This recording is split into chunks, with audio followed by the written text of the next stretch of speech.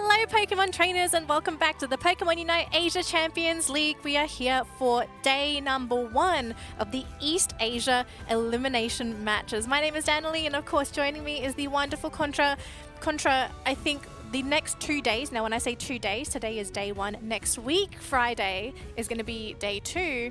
We're going to have some really intense matches now because your tournament life is now on the line. Exactly, and what we're talking about here is the playoffs in the gauntlets where these teams will have to put on their best showing in order to make their way into the ACL finals. And for all the details necessary, you can head over to our link here on your screen. And this is your Pokedex to find out a whole lot more of what's going on across all of the Asian regions for the Pokemon UNITE Asia Champions League.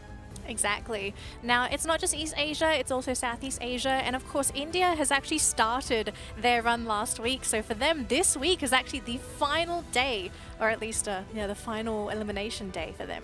Now, of course, moving on, we do need to make a quick mention here about amazing sponsors. We have Meiji Almond Chocolate and You Treasure. That's right. Pokemon UNITE Asia Champions League East Asia is proudly sponsored by Meiji Almond Chocolate and You Treasure, like you said, and this year marks their 60th anniversary of the launch of Meiji Almond Chocolate. Only carefully selected beans are slowly roasted to create an aromatic flavor, and the chocolate that wraps around the almond is high-quality milk chocolate that only Meiji can produce. It has a mild taste that enhances the savory flavor of the nuts, and we hope that you absolutely love it.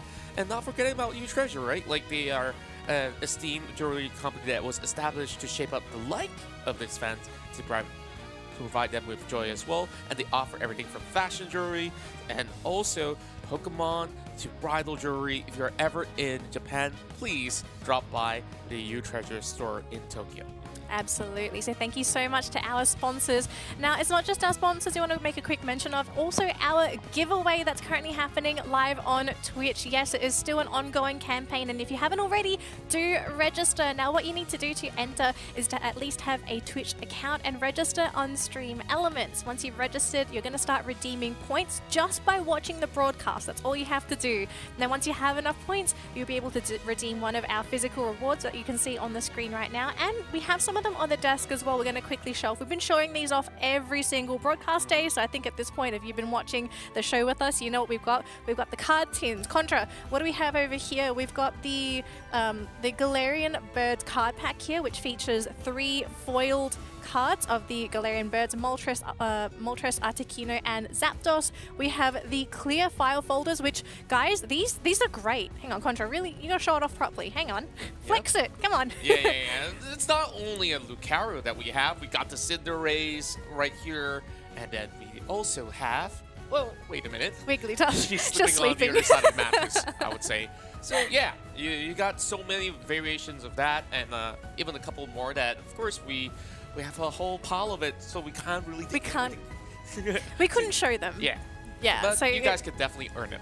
Exactly. Now, we are very, very close to starting our first matchup of the day, but before that, just to give you a quick refresher on what happened, here are some highlights from last week's matches.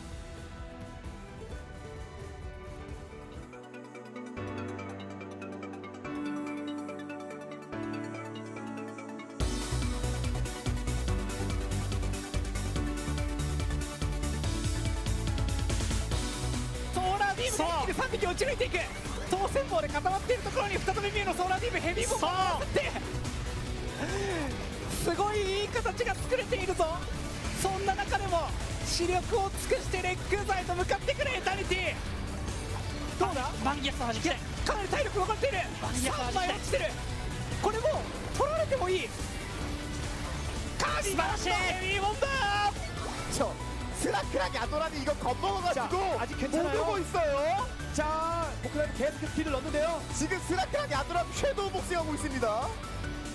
시간 타 들어갑니다. 득점 못하고 있어요. 못 넣고 있어요. 이거 50점 못 넣으면 게임 끝나요. 버텨야 돼요. 3초, 2초, NQ. 자, 막았어요. 일단은 막았습니다. 결과는 한일전 최종 셋. 과연 점수 차이가 노쇼 6점 차입니다.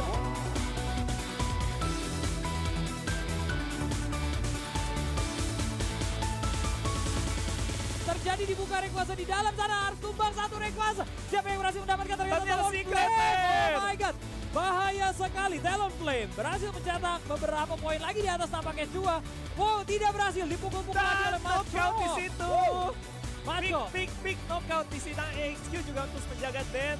Rayquaza, they're going to try and zone him out here with Yang actually getting pulled in by that slow bro. So it looks like Dev is going to be going down, but Rayquaza isn't out yet. Urshifu is back into the picture. Solo wants to actually get in there to potentially get the steal off. But look at this though. MYS is saying, you can't do that. You're going to have to force an eject button out of there. He's trying to charge up, but I don't think he's going to be successful so far. Rayquaza is still healthy. Nightmare though coming in to clean him up. That's going to be him out of the picture again. Blissey trying to run around. They're doing so much to delay. Yeah, they're just delaying this Rayquaza taken now. So they're confident they will finally get it.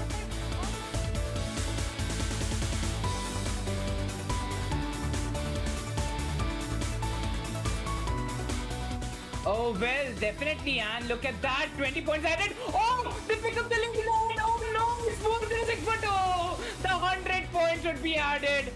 The last of the seconds, and look at that, it's going so close. Well, back into the battle. More and more players need to be back to the base. No, the Pokemons get to need knocked out. Okay, here comes the very 100 score. Now they're at the lead. Need to maintain that. No other Pokemon to score any of those points. Mr. Mime, you can do it. Zishol, you can do it. Daksh is just standing. He knows he needs to do nothing to actually able to secure. Oh, 5.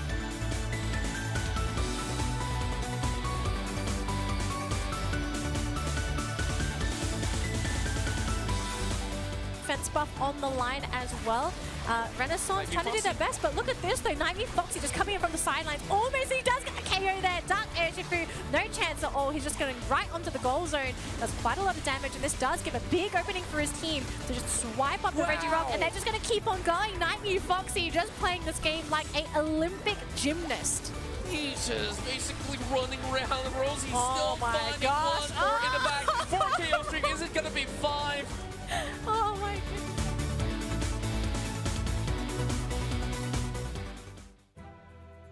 Welcome back, trainers. Now that you're caught up on all the action, I want to quickly remind everybody, if you didn't watch last week's games, and this is for both East Asia and Southeast Asia, the games were fire. And I think in particular for East Asia, second series, the final series for East Asia, chef's kiss. I would touch my mouth, but I'm scared to knock the microphone.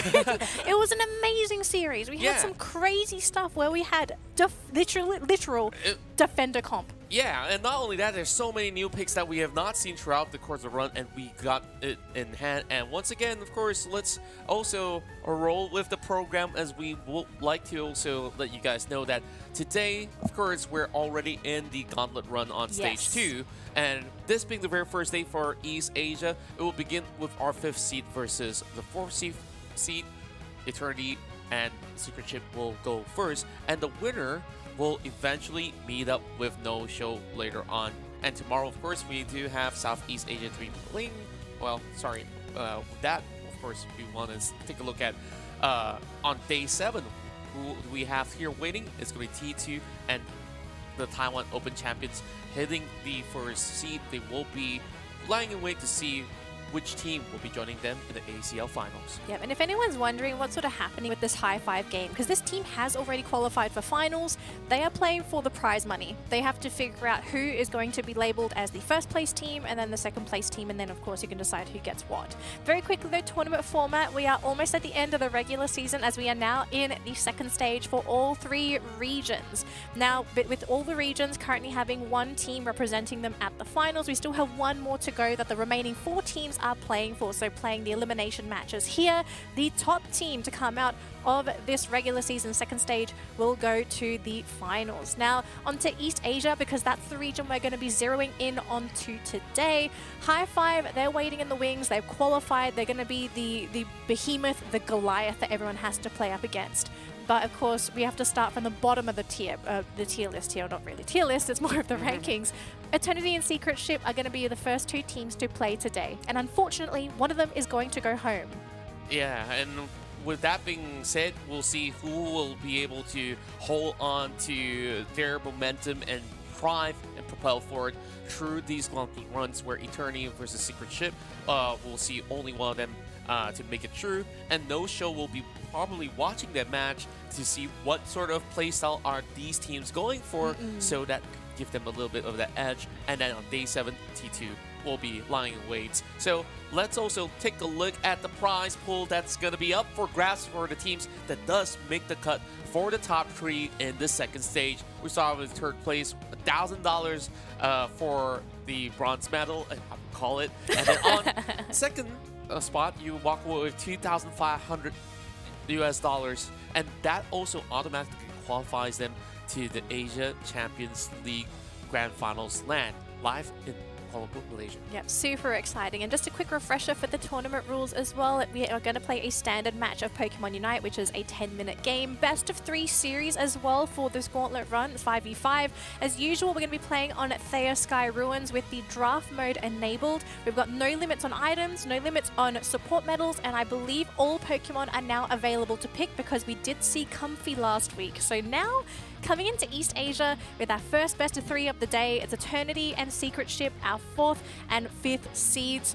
I have no idea what to expect because Secret Ship, they probably have the craziest drafting style we've seen thus far. Yeah, and overall, like you've already mentioned how crazy it could possibly get in terms of that draft. So this is a team that nobody can actually have a clean read on, but for the track record, I don't think that they have the best form of history. But in the past meeting itself, these two teams have met up and Eternity managed to at least come up with the upper hand by the end of that series. It was still a full BO3 that was being played out.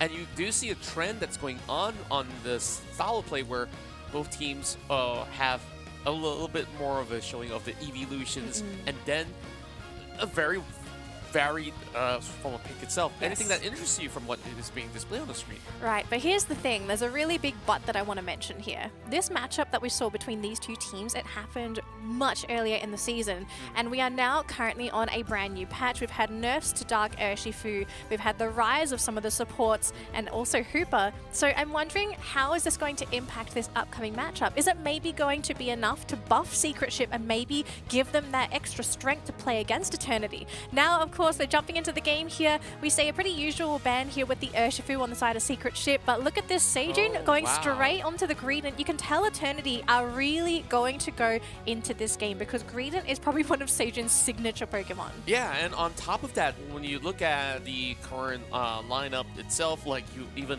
want to have a very formidable backline offensive Pokemon, you bring in the Delphox. So whatever front line for Secret Ship that is going to be displayed, especially after they've shown their card of playing triple defenders. This is where like they want to have that early game insurance that, okay, heading into late game, I'm still going to be absolutely fine. But Eternity's draft really focuses on having high tempo in that early game to the mid game, and then if they do get that form of lead, they should be able to get things done relatively easily. But Azera Aura appears for Eternity. Wow, this one's a bit of a surprise pick here for Eternity. Whereas for Secret Ship, this is looking a little standard compared to their last week's matches, right? So Ebuyan's going to be on, I think at this point, we're going to have to call his signature Blastoise. They have a backliner on Pew's Mew. They also have 2 other frontliners to pair it with Ebuyan. So you can already tell that Secret Ship want to get in your face and brawl. But Eternity, they want to fight early because they've got a lot of early bloomers, right? You've got Zeraora that's going to be hyper aggressive in the early game. You have Delphox that normally levels up rather quickly as well. And then if Seijun can come online on that Greedent, he is going to be an absolute pest. So we'll have to see what happens here because clearly both teams, they're running different objectives. That's right. Trainers, get set and ready as we're about to move right into Thea Sky Ruins with Eternity versus Secret Ship in this best of 3. And the gauntlet will begin. Oh gosh, I am so nervous because this is the first elimination match for the Asia Champions League because someone's going home. We're not going to be able to see them again. And I'm so sad to know that, right? Because we've been following these teams for 5 weeks. We've been seeing them all play, grow as a team, and also how they have adapted to their opponents as well as the meta change as well with the recent patch. So to see them here, this is sort of like their graduation match, if I have to describe it. And it's a really good way to put it, right? Especially this being a best of 3, it really really boils down to perfect execution. Seijun, we expect this Griden to be a little bit pesky, but he'll be, I mean, the Pokemon will be the first one to be knocked out of match. So great spotting coming in from Secret Ship to go in for those form of offensive approach.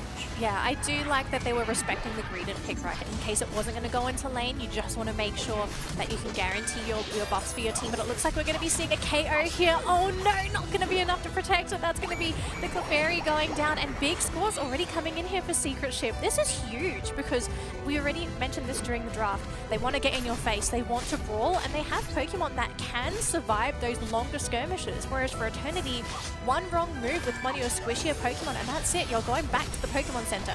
Yeah, that's right. And Secret Ship, we do have a couple of Pokemon that needs to, of course, get those level up, especially when you look at Wuyan. It's going to be a little bit resource heavy before you could basically get this Blastoise activated. So for the time being, Seijun continues being chased upon, well, or should I say, he's the one drawing all the attention away.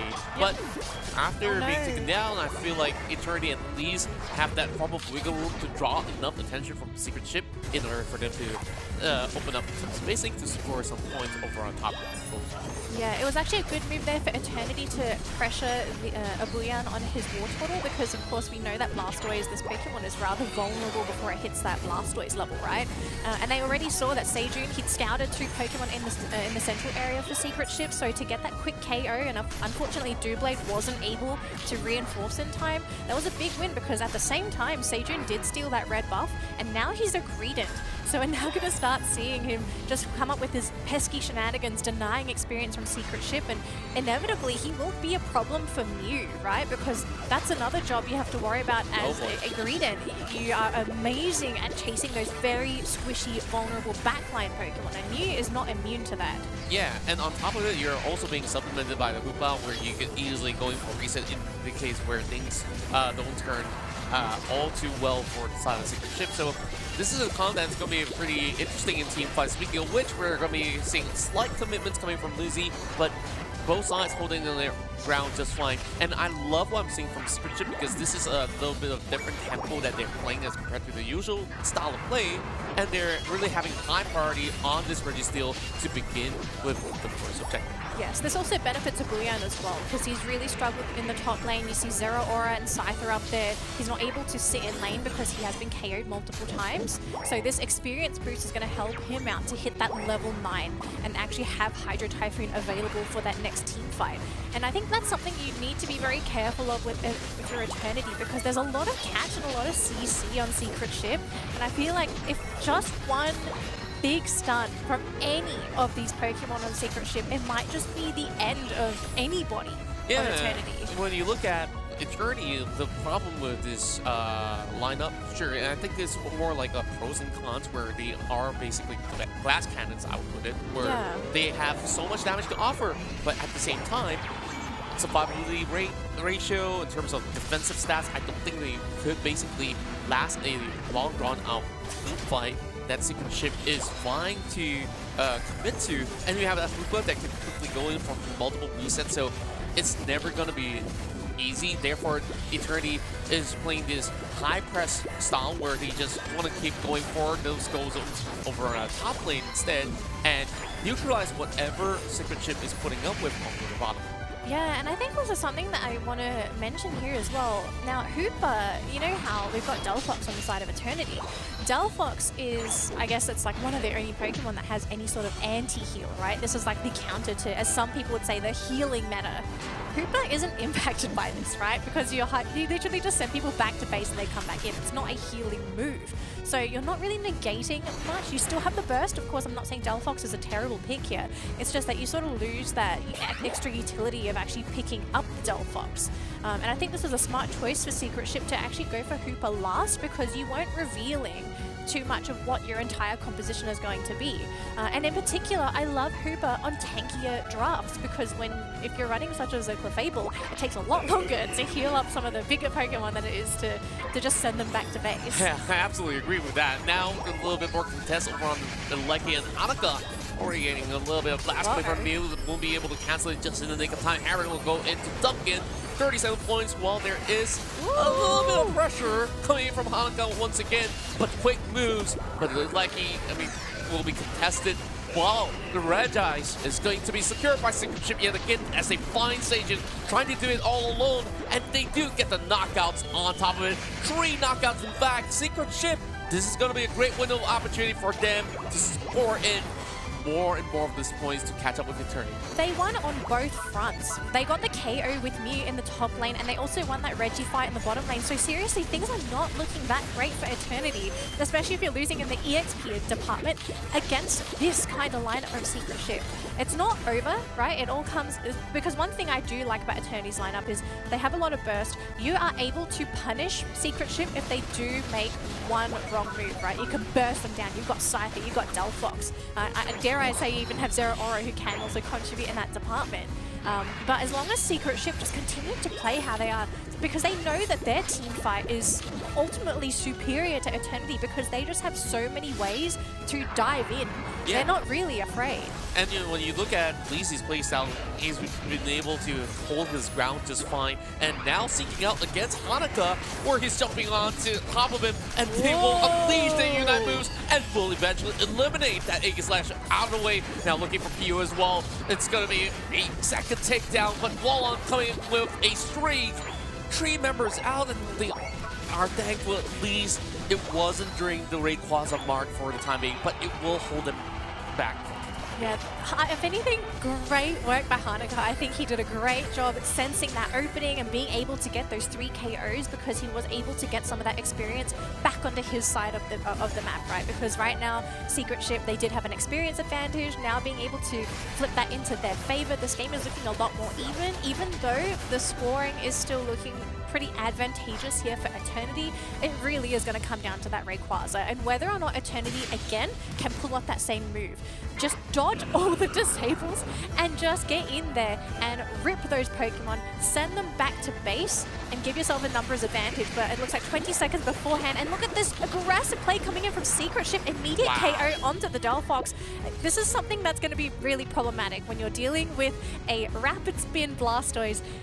If this Pokemon is keeping up in levels, that hurts. And there's no way to control it unless you slow beam. But the slow beam is on the other side. Exactly. And now Rayquaza is going to be up available, but for the rest of Secret Chip, they're basically pulling them, and Harris starts the fight, and everybody commits into the team fight, whereas they will find themselves pulled all the way back. Hanukkah still working on the Rayquaza all alone, but they are being deterred from focusing him down. They now chase upon Hanukkah, but they will bring it right back. Here comes Lizzie though, holding them ever so slightly, and 3 members of Eternity are already knocked out. Secret Chip, this could be the golden moment to shine, and there goes the slow beam. Gyakupari holds them back with the surface wall, and now Secret Chip gets their hands on the Rayquaza. Oh my goodness. Oh, Eternity, they walked into a very narrow pathway and going into Secret Ship that has all this AoE CC, all this AoE damage, and they basically just walked in, got KO'd, and they had no way to safely enter that battle. And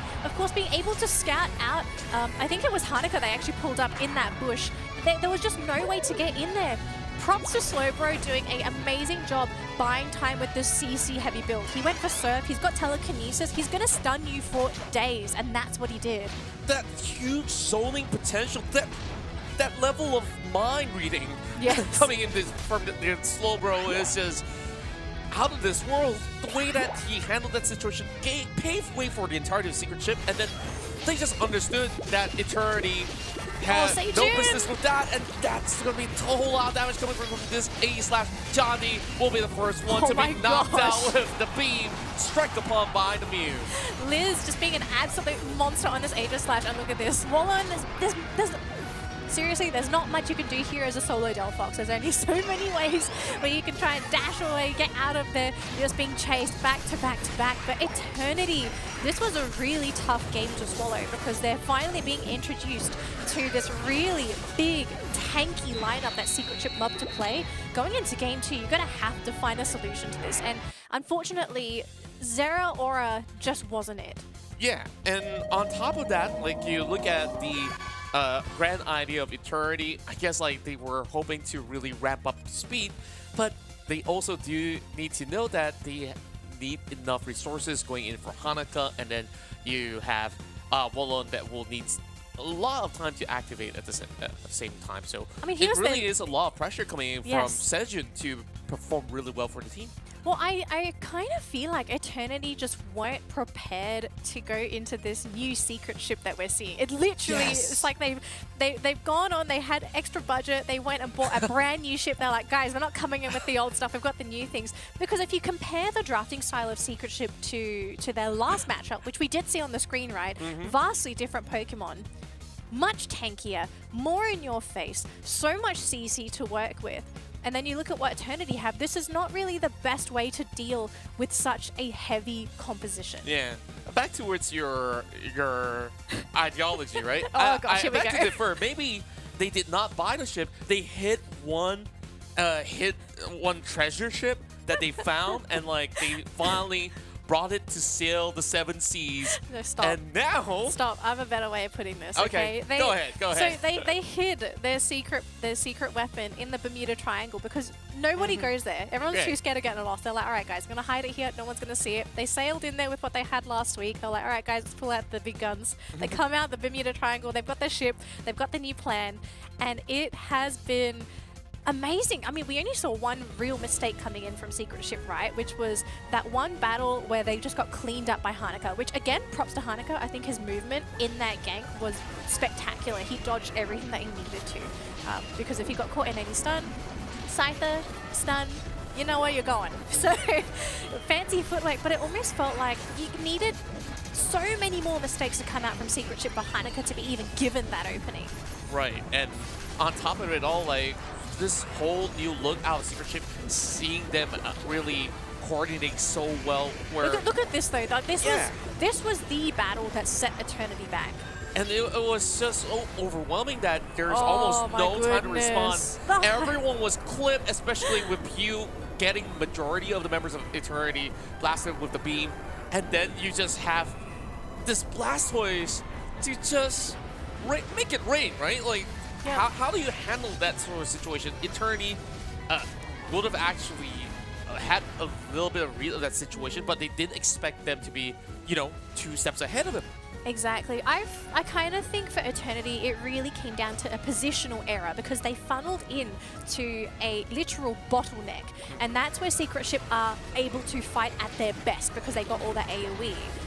I think in this game they needed to figure out a different way to get into that middle area and spread the fight out, right? Yeah. Make it so that the stuns are not going to be as effective because in a smaller area it's much easier to land your AoE moves, your stuns, all that kind of business because AoE is definitely in Secret Ship's favor in that game. Yeah, and And team fight as well. I think we forgot Yeah. to mention their lineup. I think if we compared the two, team fight I think- so much better. Yeah, I felt like it was a scenario where I would deliberately say that Secret Ship outdrafted Eternity in that sense, where I felt like it was lacking in terms of defensive stats, right? Like you need somebody that's stable to lead the attack for Eternity, and who do you really want to rely on? I mean, Hanako was doing a lot of great work across the map, being the highest level Pokemon with the Scyther across the board. But the problem is, when you rely on that Scyther to open things up, he can easily be caught by the slow roll. And then on the Yeah. other side, you pick a Zeraora, which is, I would say, counterproductive. Are you trying to do exactly the same thing as the Scyther? Are you going to go for Batcap? I don't see either of these being very effective.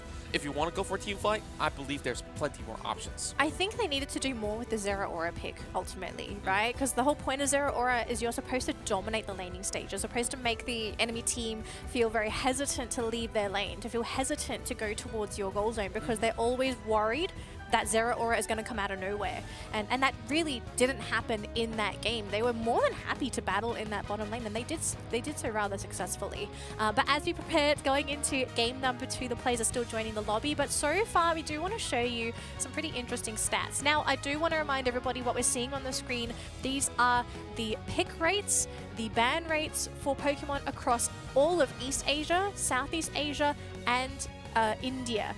Now, this also includes data from last patch, so unfortunately I don't want to say this is hugely accurate, but I think overall a great generalization of what's really been the popular choices in the competition so far. Right, and with a little bit of that shift, I think like maybe the certain parties may have actually shifted a tad bit, and then on that early game, you have already witnessed the prowess of what an AoE composition could possibly do when it comes down to teamfight execution, and add some extra couple of digits for this Mew because they just won one more game. So yeah, we still see Blissey to be very relevant in this current meta as well. Like you said, healing meta seems to be the way to go about in order to sustain in certain team fights, and perhaps Eternity want to look into it and say, hey, if this is going to be the case, do I want to secure myself a Blissey? Do we want an Elder Goss or even maybe a Clefable to be able to do that? Because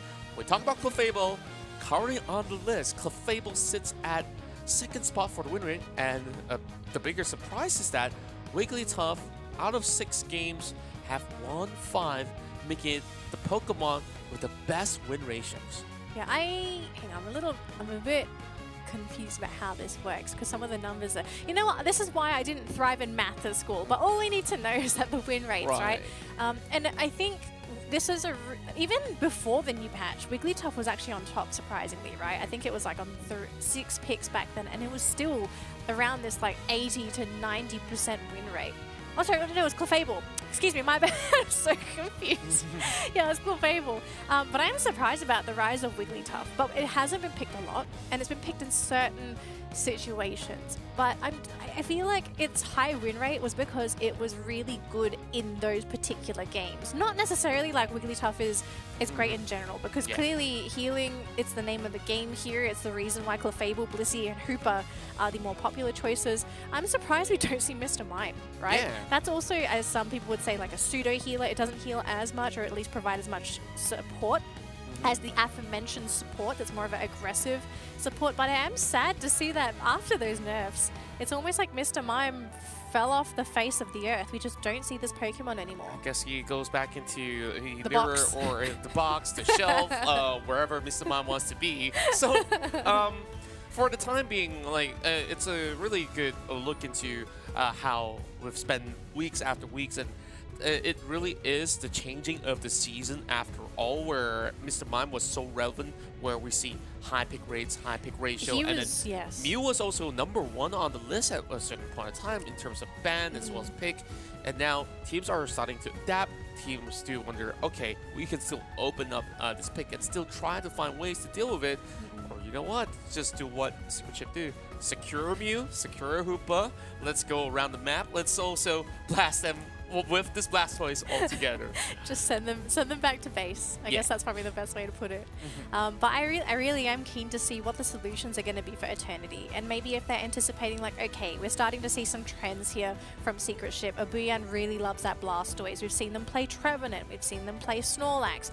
Hooper, I think Hooper might be something that they're going to have to consider looking into, because I feel like, especially with their composition, Hooper has been a very impactful Pokemon for this kind of playstyle, because again, the Hooper healing, the Hooper saves, it really meshes well with this playstyle that Secret Ship love to play. So maybe if you're Eternity, are you going to maybe swipe the Hooper away?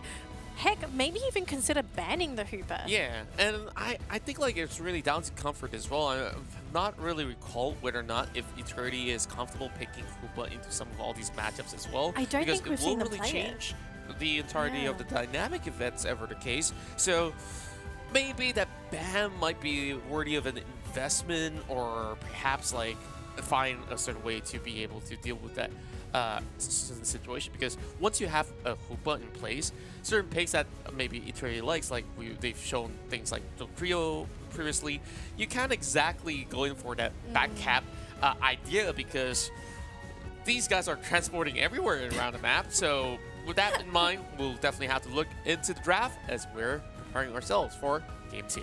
Yeah, we're going to be jumping in as soon as it's ready, folks. So I hope you're ready. And if you're in the chat, whether you're on Facebook, on YouTube, or Twitch, let us know who you are cheering for in this best of 3, because so far Secret Chip are looking to be the ones to take this crown and move on to the next round. And for Eternity, They have to win this next game, otherwise this team is down. They're out of the competition. They are out of the running for that second spot to go to the LAN final here in Malaysia. So what's the solution? What are the Pokemon? And maybe we're going to start seeing some other crazy stuff come in.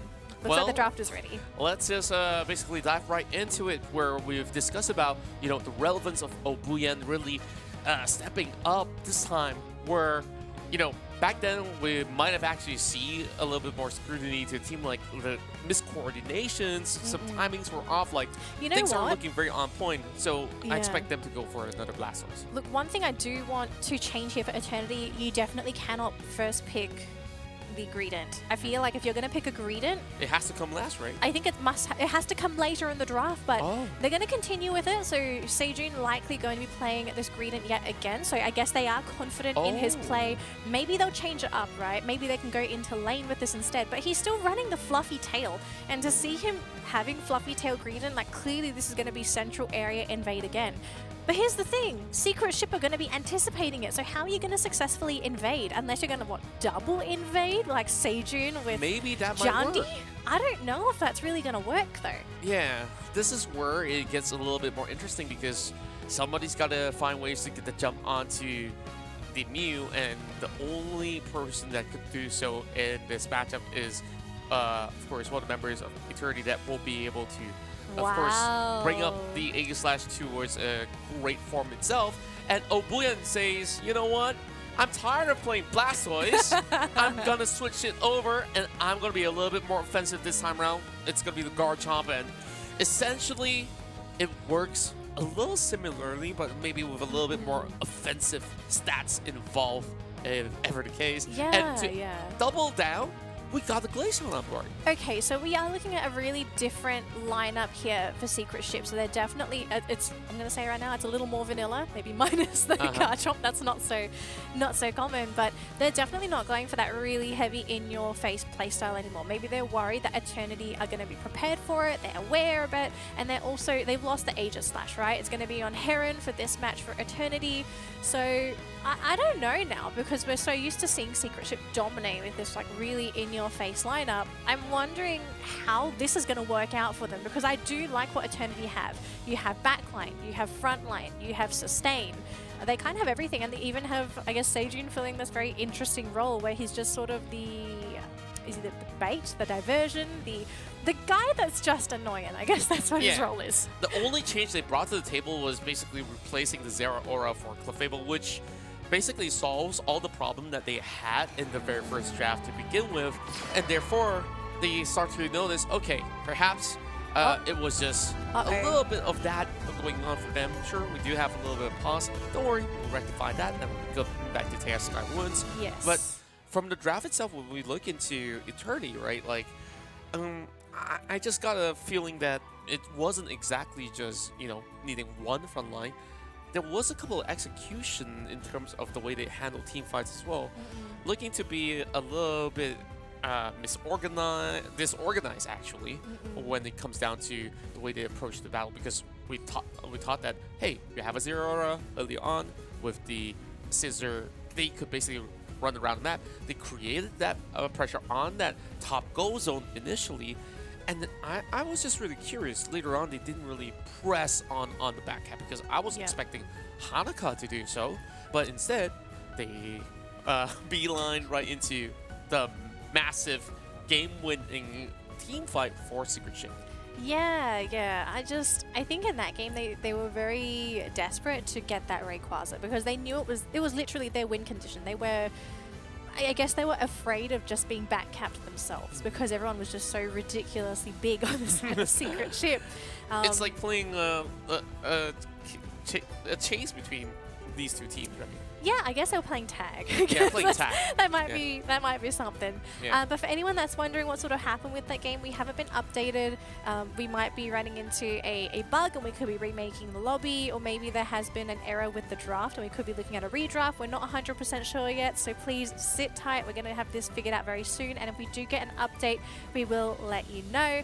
In the meantime, though, I do want to remind all of you, if you haven't already, make sure you enter our Twitch giveaway. Contra, you want to give us the rundown? How do you you enter if you haven't entered the giveaway? Well, it's very, very simple, Danley. So if you really want to get your hands on all these Pokemon so much goodies, stuff. Oh, you here we could go. basically head over onto Twitch, watch it, and you collect points by just watching through the live stream. What you want to do is simple. Go ahead and complete your registration on Stream Elements if you haven't, using the same Twitch account, and after that, voila, you automatically get to collect points every single minute. So you definitely want to keep your eyes on it, and remember to click that treasure box first to collect all the points.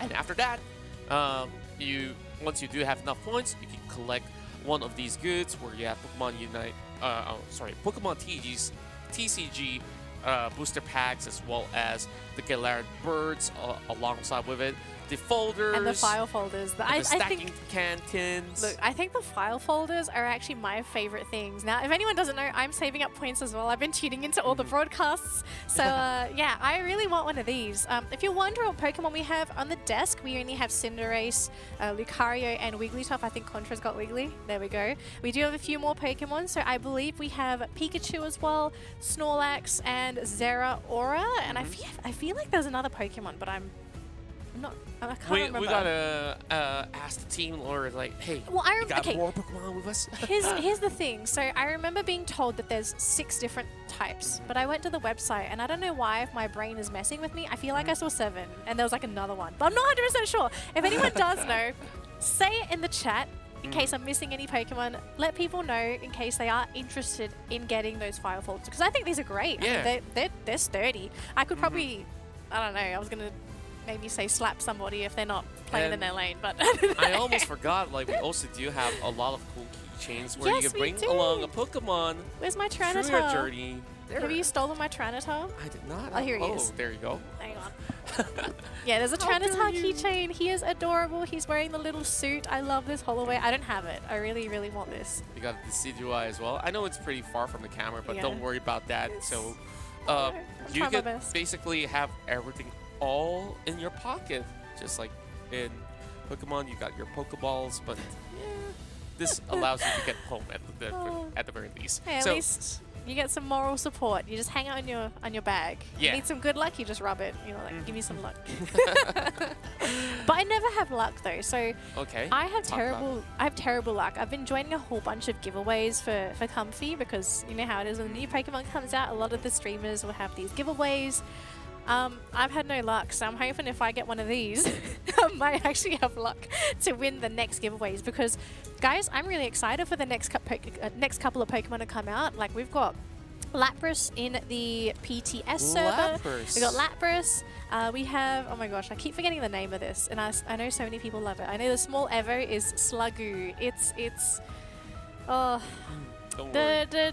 the slimy snail dragon. I love it, but I don't play it. I don't use it, so Oh, I had it in my RCS playthrough. But it's somewhere in my mind as well, Goodra. actually. Goodra. Okay, there we go. Yeah. Don't crucify me. Goodra. But I'm more interested in Lapras, because I'm a defender main. I love playing defenders, and I think Lapras, and considering it's been so long since we've had a new defender introduced to the game, I'm happy that Lapras is coming in. I know that Goodra is also a defender, but I just care about Lapras. Yeah, and I'm just really thinking, because I haven't really seen, like, news about it. Like, I wonder what type of abilities do they have in particular. I'm like thinking, is it gonna be another defender with a surf? Then that will also make it very interesting, because there's already a few Pokemon that does have that ability, so it can be very disruptive. Can you imagine, like, if you come in with a defender's comp and everybody gosh. goes in with the surf, so you can basically cause quite the tsunami. It would be problematic, I'm gonna say that.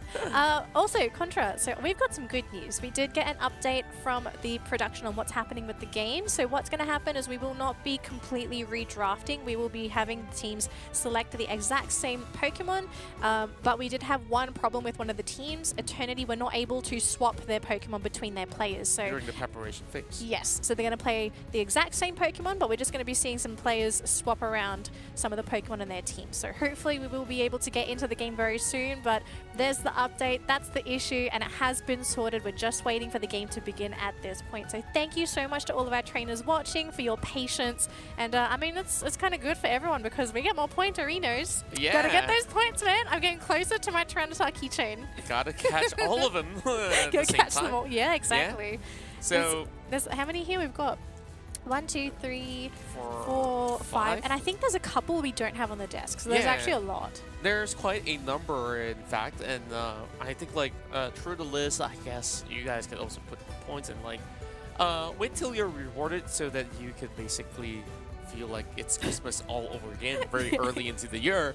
Anyways, whether you celebrate or not, like going back into this draft that we saw, like with this form of playstyle that Secret Ship is currently going at this rate, It's I so think- unsecret ship. I'm gonna say it. It Yeah. feels like it It's goes like- against what they've been doing so it's far. like finally they decided, okay, it's time to go serious. Let's play a little bit more on the meta side with a little bit of taste of what we have been offering. So remember back in the first stage when I was saying that certain teams might actually keep secret strategies for the gauntlet run.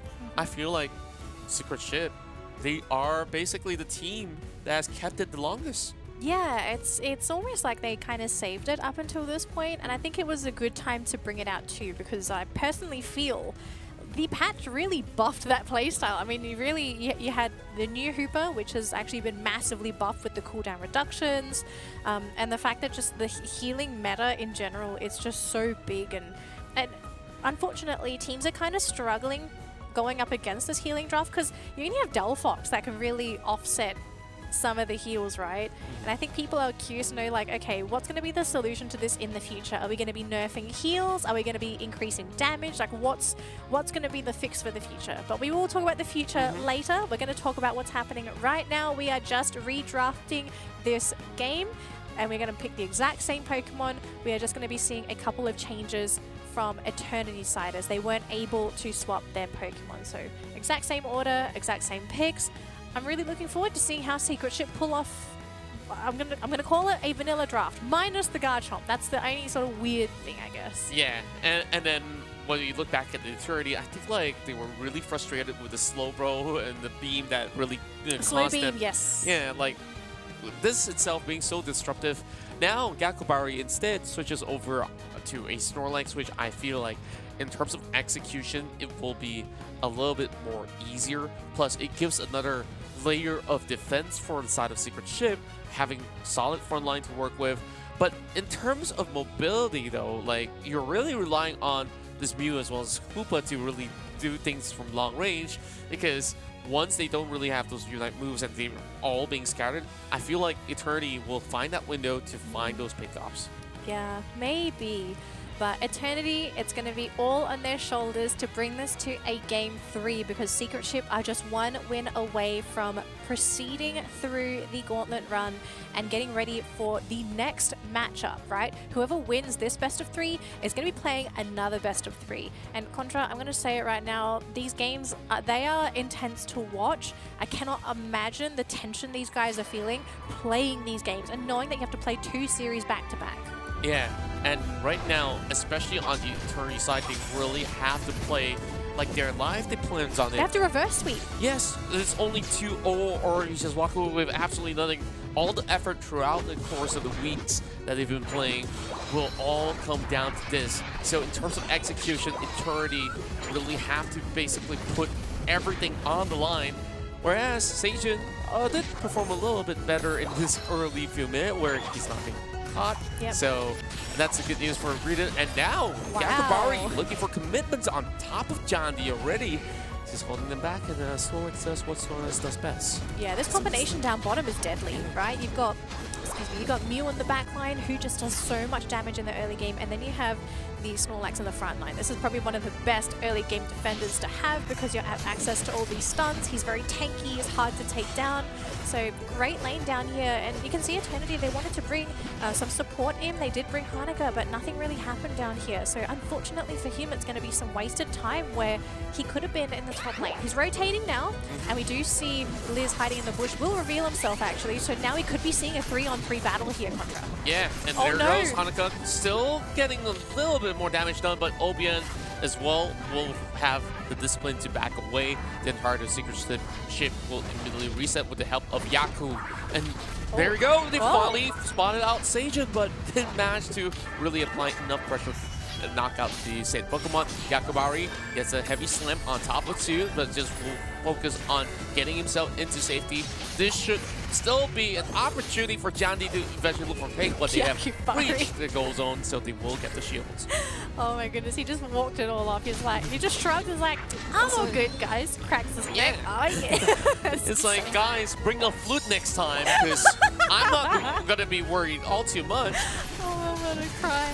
All right, looks like we're gonna have these spawns taken here by Hanukkah. Very nice steal because you've denied that away from Secret Ship. Not gonna go to the Glaceon or going into that Gabite, but he might actually pay with his life here in Hanukkah. Unfortunately, no, he's gonna turn this around. Secret Ship, they actually dove a little bit too deep and they didn't even get the KO. So Hanukkah survives, and oh my gosh, Satan, he's got him. Oh my goodness, beautiful stuff there from Eternity. I think Secret Ship at that moment, they just got a little overconfident. Yeah, and on top of that, like, great reaction speed of every member of Eternity, right? Like, the way that they've been able to give spacing to Hanukkah, and on top of that, actually reversing it all together.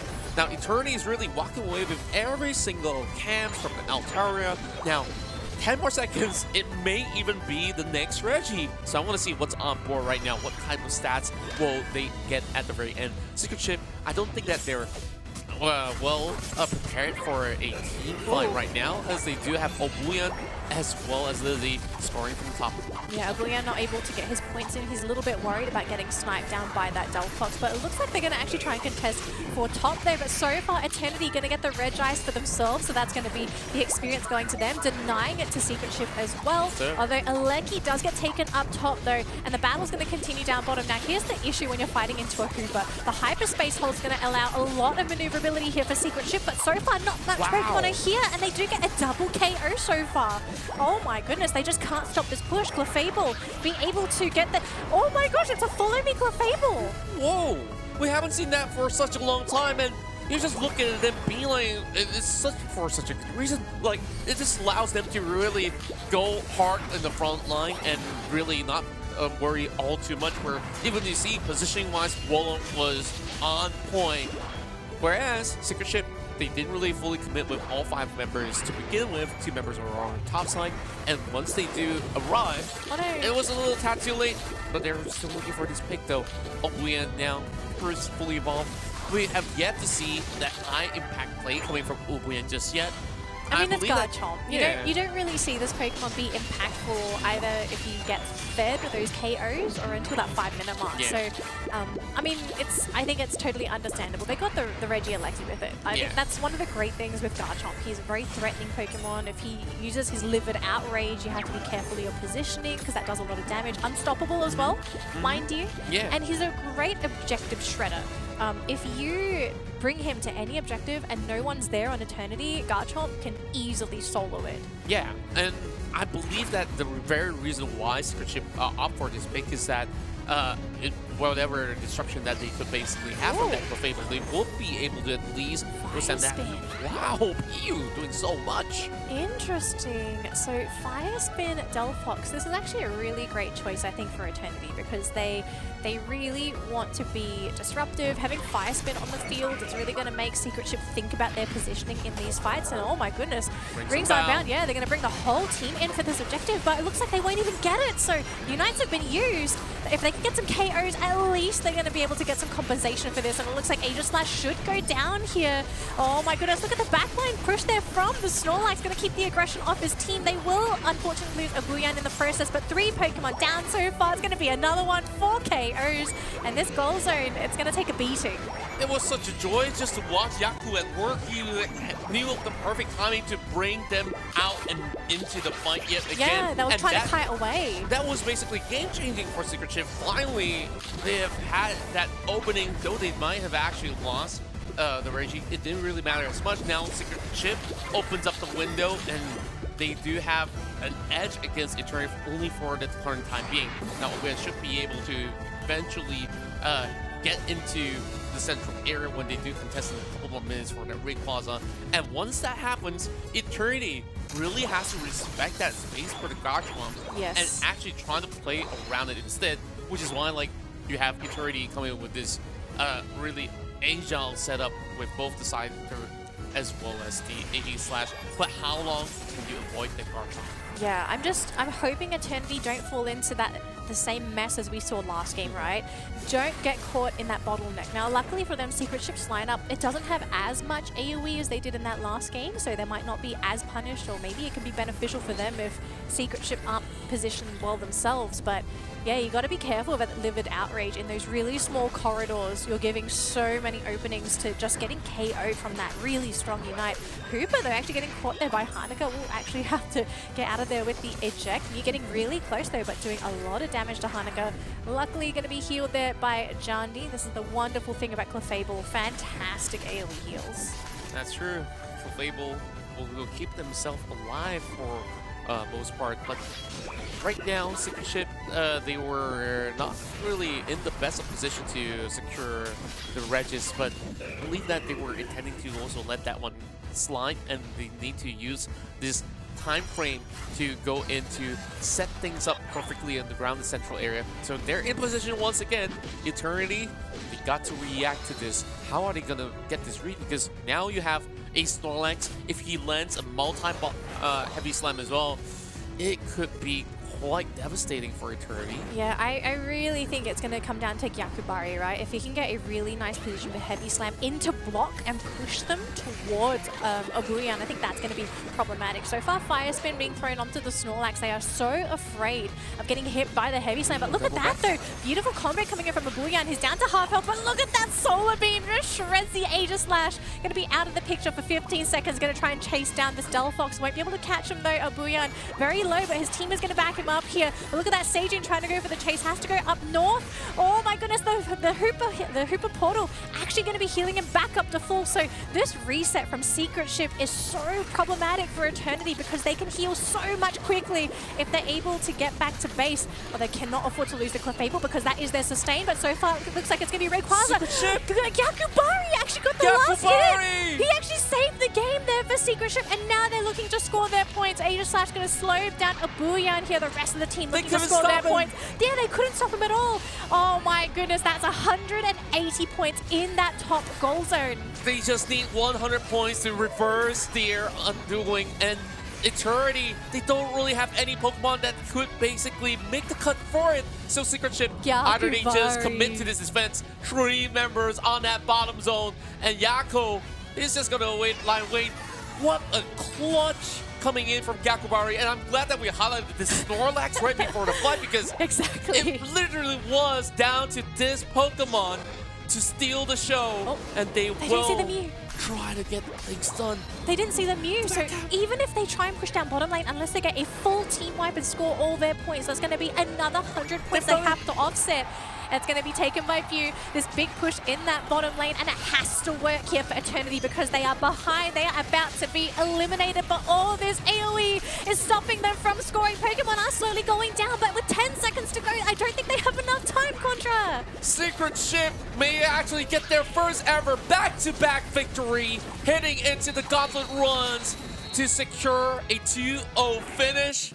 And what a story for the team. They have not been able to secure a single series, and now they advance ahead against Eternity. As for Eternity, unfortunate to say, the journey ends here, but that was some amazing Pokemon Unite action that we've just gotten for 2 matches in a row. Look, I want to flip the MVP tag. It has to go to Gyakubari. His presence in this game was so difficult for Eternity. You could see they were showing a lot of respect. Heron just constantly throwing out the fire spins at Gyakubari, making sure that he wasn't able to get a good position with a heavy slam, but this left the rest of the team for Secret Ship to dive into that battle.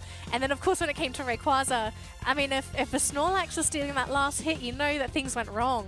Yeah, and when you go down to that final fight for Rayquaza, right?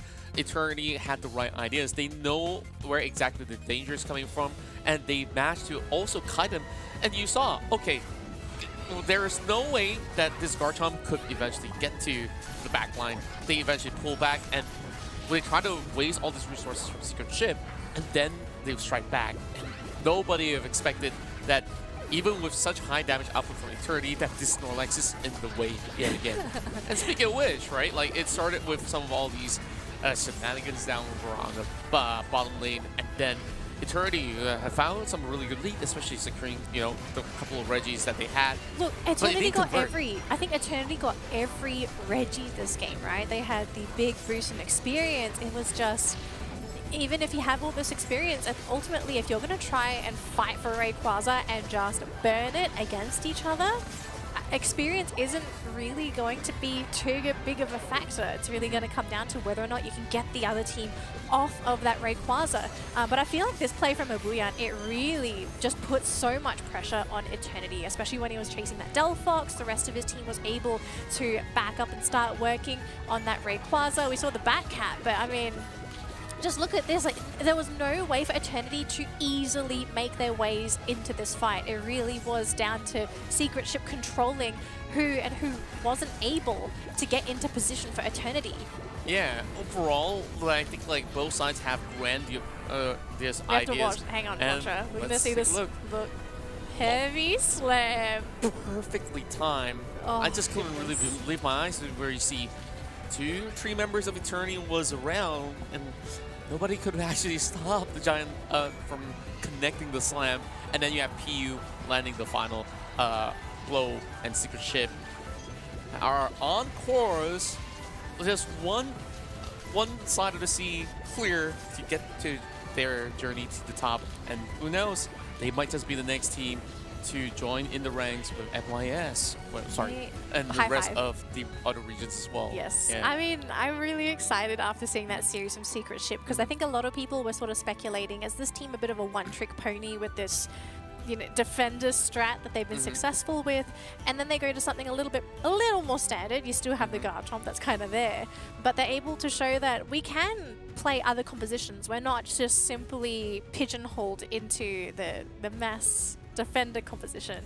But congratulations to Secret Ship. I think this is a really amazing redemption arc for the team, because as you said earlier, this is literally the first time that this team has won a series. Yeah, and with that being a 2 record, they've been able to also settle the vendetta that they had in terms of like the head-to-head. We started off seeing, you know, it was a 2-1. It was still a close series, and I think game 1 they looked rather convincing on the style of play, and I think for most part, Secret Ship relies on a key factor here for the past 2 matchups, where it's much easier to execute. Like, so long as all the cooldowns are available and they should be able to get their access into their Unite moves, you could just throw everything all together and you will probably walk away with, you know, 2 knockouts at the very least.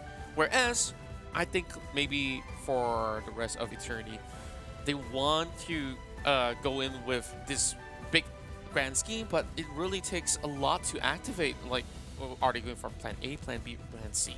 Like early game is supposed to favor them, but it didn't really turn out fully that way. They did have a lot more EXP coming from the bottom, but I felt maybe that pressure is starting to show on them, where they aren't having every single gear running at the same time. Yeah, maybe they were a bit afraid last game as well, because I kind of was hoping for them to really amp up the aggression, especially with all the Reggies that they were taking. Like, we did see them take the tier 1 goal zone.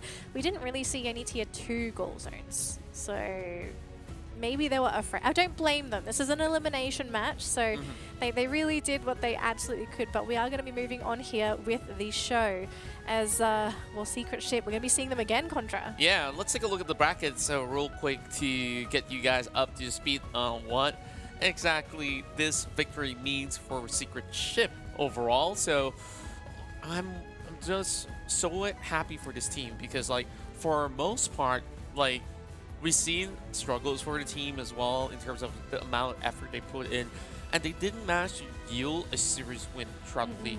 And now I'm pretty sure that morale is sky high for the team. Very. As they finally got their first win in such a crucial bracket.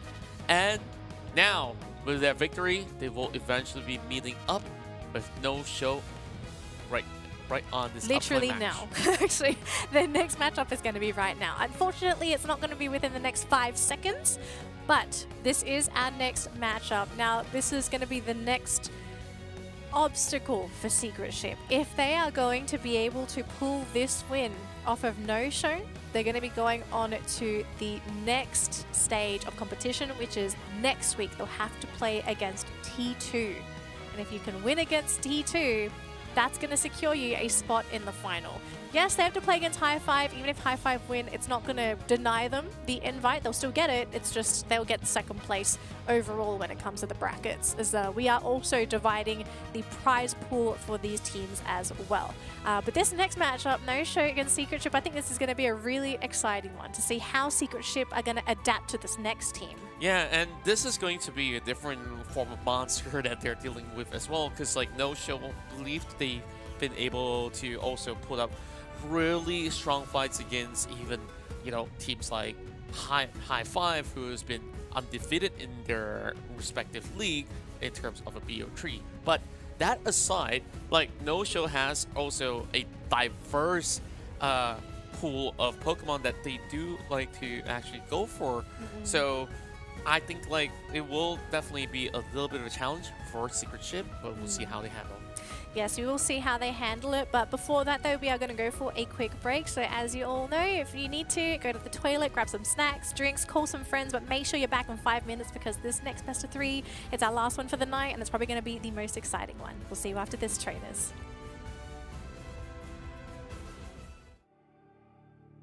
Meiji Almond Chocolate boasts the highest quality, only attainable by Meiji.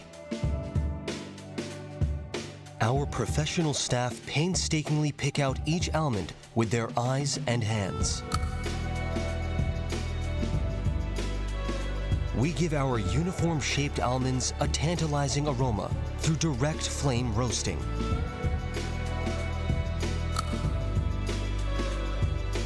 For the perfect combination with almonds, we stick to the golden ratio with specially blended chocolate. Meiji Almond Chocolate is made with our devotion and passion, which have remained unchanged over the past 60 years.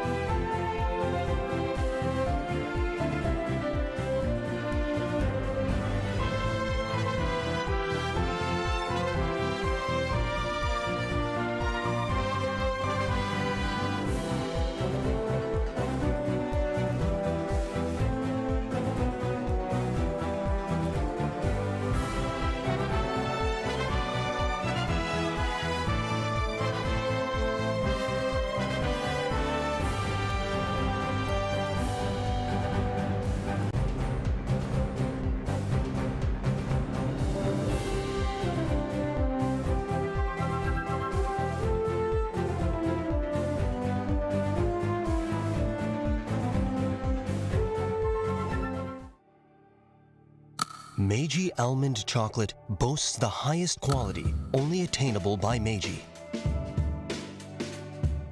Our professional staff painstakingly pick out each almond with their eyes and hands. We give our uniform-shaped almonds a tantalizing aroma through direct flame roasting.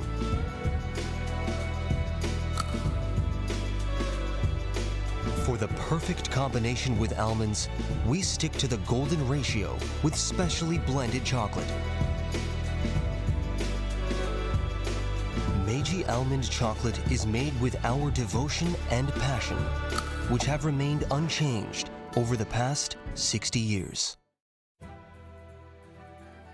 Welcome back, trainers, as you are currently watching the Pokemon UNITE Asia Champions League East Asia. And here with you is Contra as well as Danley. We've already concluded our first set of the series, and Secret Ship finally got things going for them here in the Gauntlet Run. They will continue their journey, and now will have to fight against the rest of No Show. And unfortunately for Eternity, they have been knocked out from the bracket. Yeah, it's really unfortunate that we have to start saying goodbye to some of these teams, but we are going through, I guess, the final step of this regular season that we've been going through. We've spent 5 weeks following these teams on their journeys, how they're improving their adaptation to their opponents, as well as the meta shifts as well. And then at some point, some teams are just going to have to go home. And for Eternity, super unfortunate, but I know they're definitely going to watch these games on the sidelines. They're too exciting to miss out. But before we jump into this next matchup, we do want to quickly remind people about our sponsor for this tournament. It is Meiji Almond Chocolate and U Treasure. That's right, and for so many years, you guys probably have already known or tasted Meiji's quality and what they deliver. And of course, Pokemon UNITE's Asia Champions League East Asia is proudly sponsored by them, and this is their 60th anniversary. And with every single bite, you'll be able to taste the roasted almonds and the full aromatic flavor of it, on top of the high quality milk chocolate that only they can produce, and it does enhance the flavor of the nuts. So we hope that you guys will absolutely enjoy every pack of Meiji almond chocolate, and also all the other Meiji products that is available in the market. And not forgetting, U Treasure is a jewelry company that was established to shape out the life of its fans and to provide them with joy, and they offer everything from fashion to bridal jewelry and also Pokemon rings. You see one on your screen right now. If you're keen, if you're in Japan, visit their store in Tokyo. Yeah, it's really lovely stuff, the U Treasure rings. But of course, on the desk, we don't have a ring, but we do have the famous Meiji almond chocolate. And this man has almost finished them. So every week we get boxes, and this man, he's almost finished his again. Because it's that good. I could prove it to you guys that literally. This is your third box, isn't it? And speaking of third box, I only have three more chocolate in there. You see them. It's empty. The sad. Because I loved it so much. You love them so much. I'm about to finish it by the end of the run. Oh gosh. Yeah, I'm not kidding. It's really that good. Oh, they are good chocolates though. I mean, we've both had them. They're really delicious. They really do follow this really strange golden ratio of chocolate to almond. I can't get over it. But we are going to quickly take a look at our next two teams for this match. Let's take a look at the head-to-head stats between Secret Ship and No Show, just to see what they've kind of had in their previous matchup. If you don't know what a head-to-head is, we're just going to look at the stats for when these two teams actually clashed during the regular season. Now, of course, we do know that Secret Ship, they didn't win any of the series, which means No Show clearly going to be the victors. But did Secret Ship take a game off of No Show at all? That's the question. Yeah, and overall, No Show have been looking relatively clean in terms of the way that they execute team fights, and they have got stellar games. And I'm looking at players like First Blossom that have been the backbone of the team that has led the way, and I believe he'll be the one also contesting for that slow bro in this matchup. So let's also take a look at this head-to-head record that we do have between both of the teams. So with that being said, let's start with the history of both No Show as well as Secret Ship. The last time that they did met, it was Secret Ship that also put them really close into a full best-of-3 series, and it definitely was a banger where I still remember it's one of the first few times that we were also witnessing a Greedon running rampant around the map as well. Yeah. So this was the Greedon, and we also started to see the Trevenant pick coming in here for Secret Ship. I think this was probably the first week that they actually showed it on Abuyan. So they were starting to show their true colors, the color of green for this team in particular. But we do know that No-Show, they do tend to play the team is quite versatile, right? We're not really seeing them stick to one particular playstyle. Certain Pokemon, they are very open to trying different things. I mean, we even saw Sal playing on the Decidueye, right? Decidueye, a Pokemon that we very rarely see at all. Yeah, and I guess like for most part, like these two teams are very much similar in terms of creativity, what they are willing to explore to take wins back for the team. And it's also very team fight heavy if you look at the type of Pokemon that they're really going for, which is why like this is probably match made in heaven in terms of Pokemon Unite battle matchups, where I definitely want to see whether or not the Secret Ship still have enough stamina to actually run through this gauntlet, because this is going to be No-Show having that extra layer of added advantage where they had maybe at the very least a good 10-20 minutes to prepare themselves to look forward to what Secret Ship has already played, and they could plot out how this upcoming draft's going to look like. Yeah, I want to know as well if No-Show are prepared for what Secret Ship is going to bring to the table, because we kind of thought we knew what this team was capable of, and then they just decide to go for some other crazy things, right? So does Secret Ship have anything else left in the cabin? You know, have they hidden something inside the team treasure chest? They're like, all right, we've got one Pokemon in here that we're going to pull out when we really need it, and maybe they still have one left. Whereas I think for No-Show, they're not so much worried about what they can play. I think they have enough skill to play whatever they need to. It's a matter of, can they predict maybe what Secret Ship is going to go for?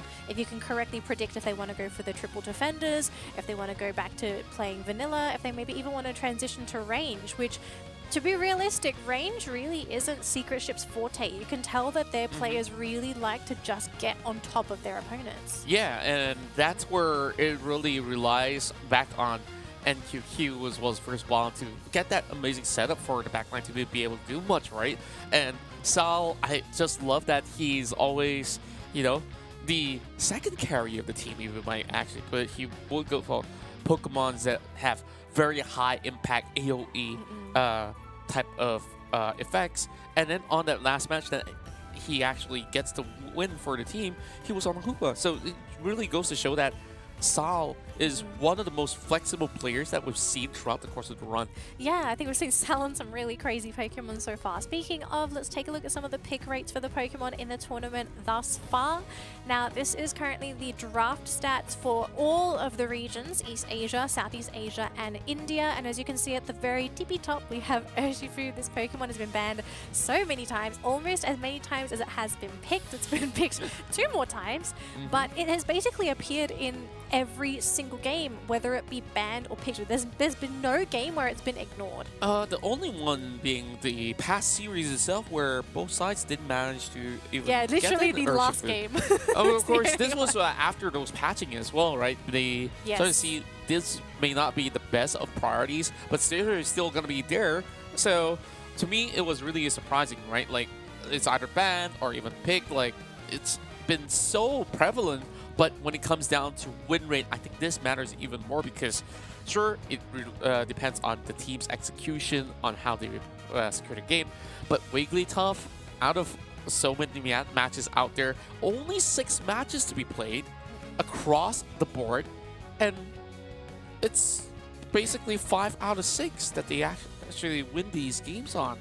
Yeah, it's sitting on a pretty absurd win rate, to be completely honest. But it's only been in a small select few games, so I think it's hard to really tell whether Wigglytuff is that top tier. I think teams are just picking it for the correct games. Yeah. I think more importantly, it's Clefable and Hooper. I think they've got a lot more games under their belt, and we're starting to see how effective these 2 Pokemon were.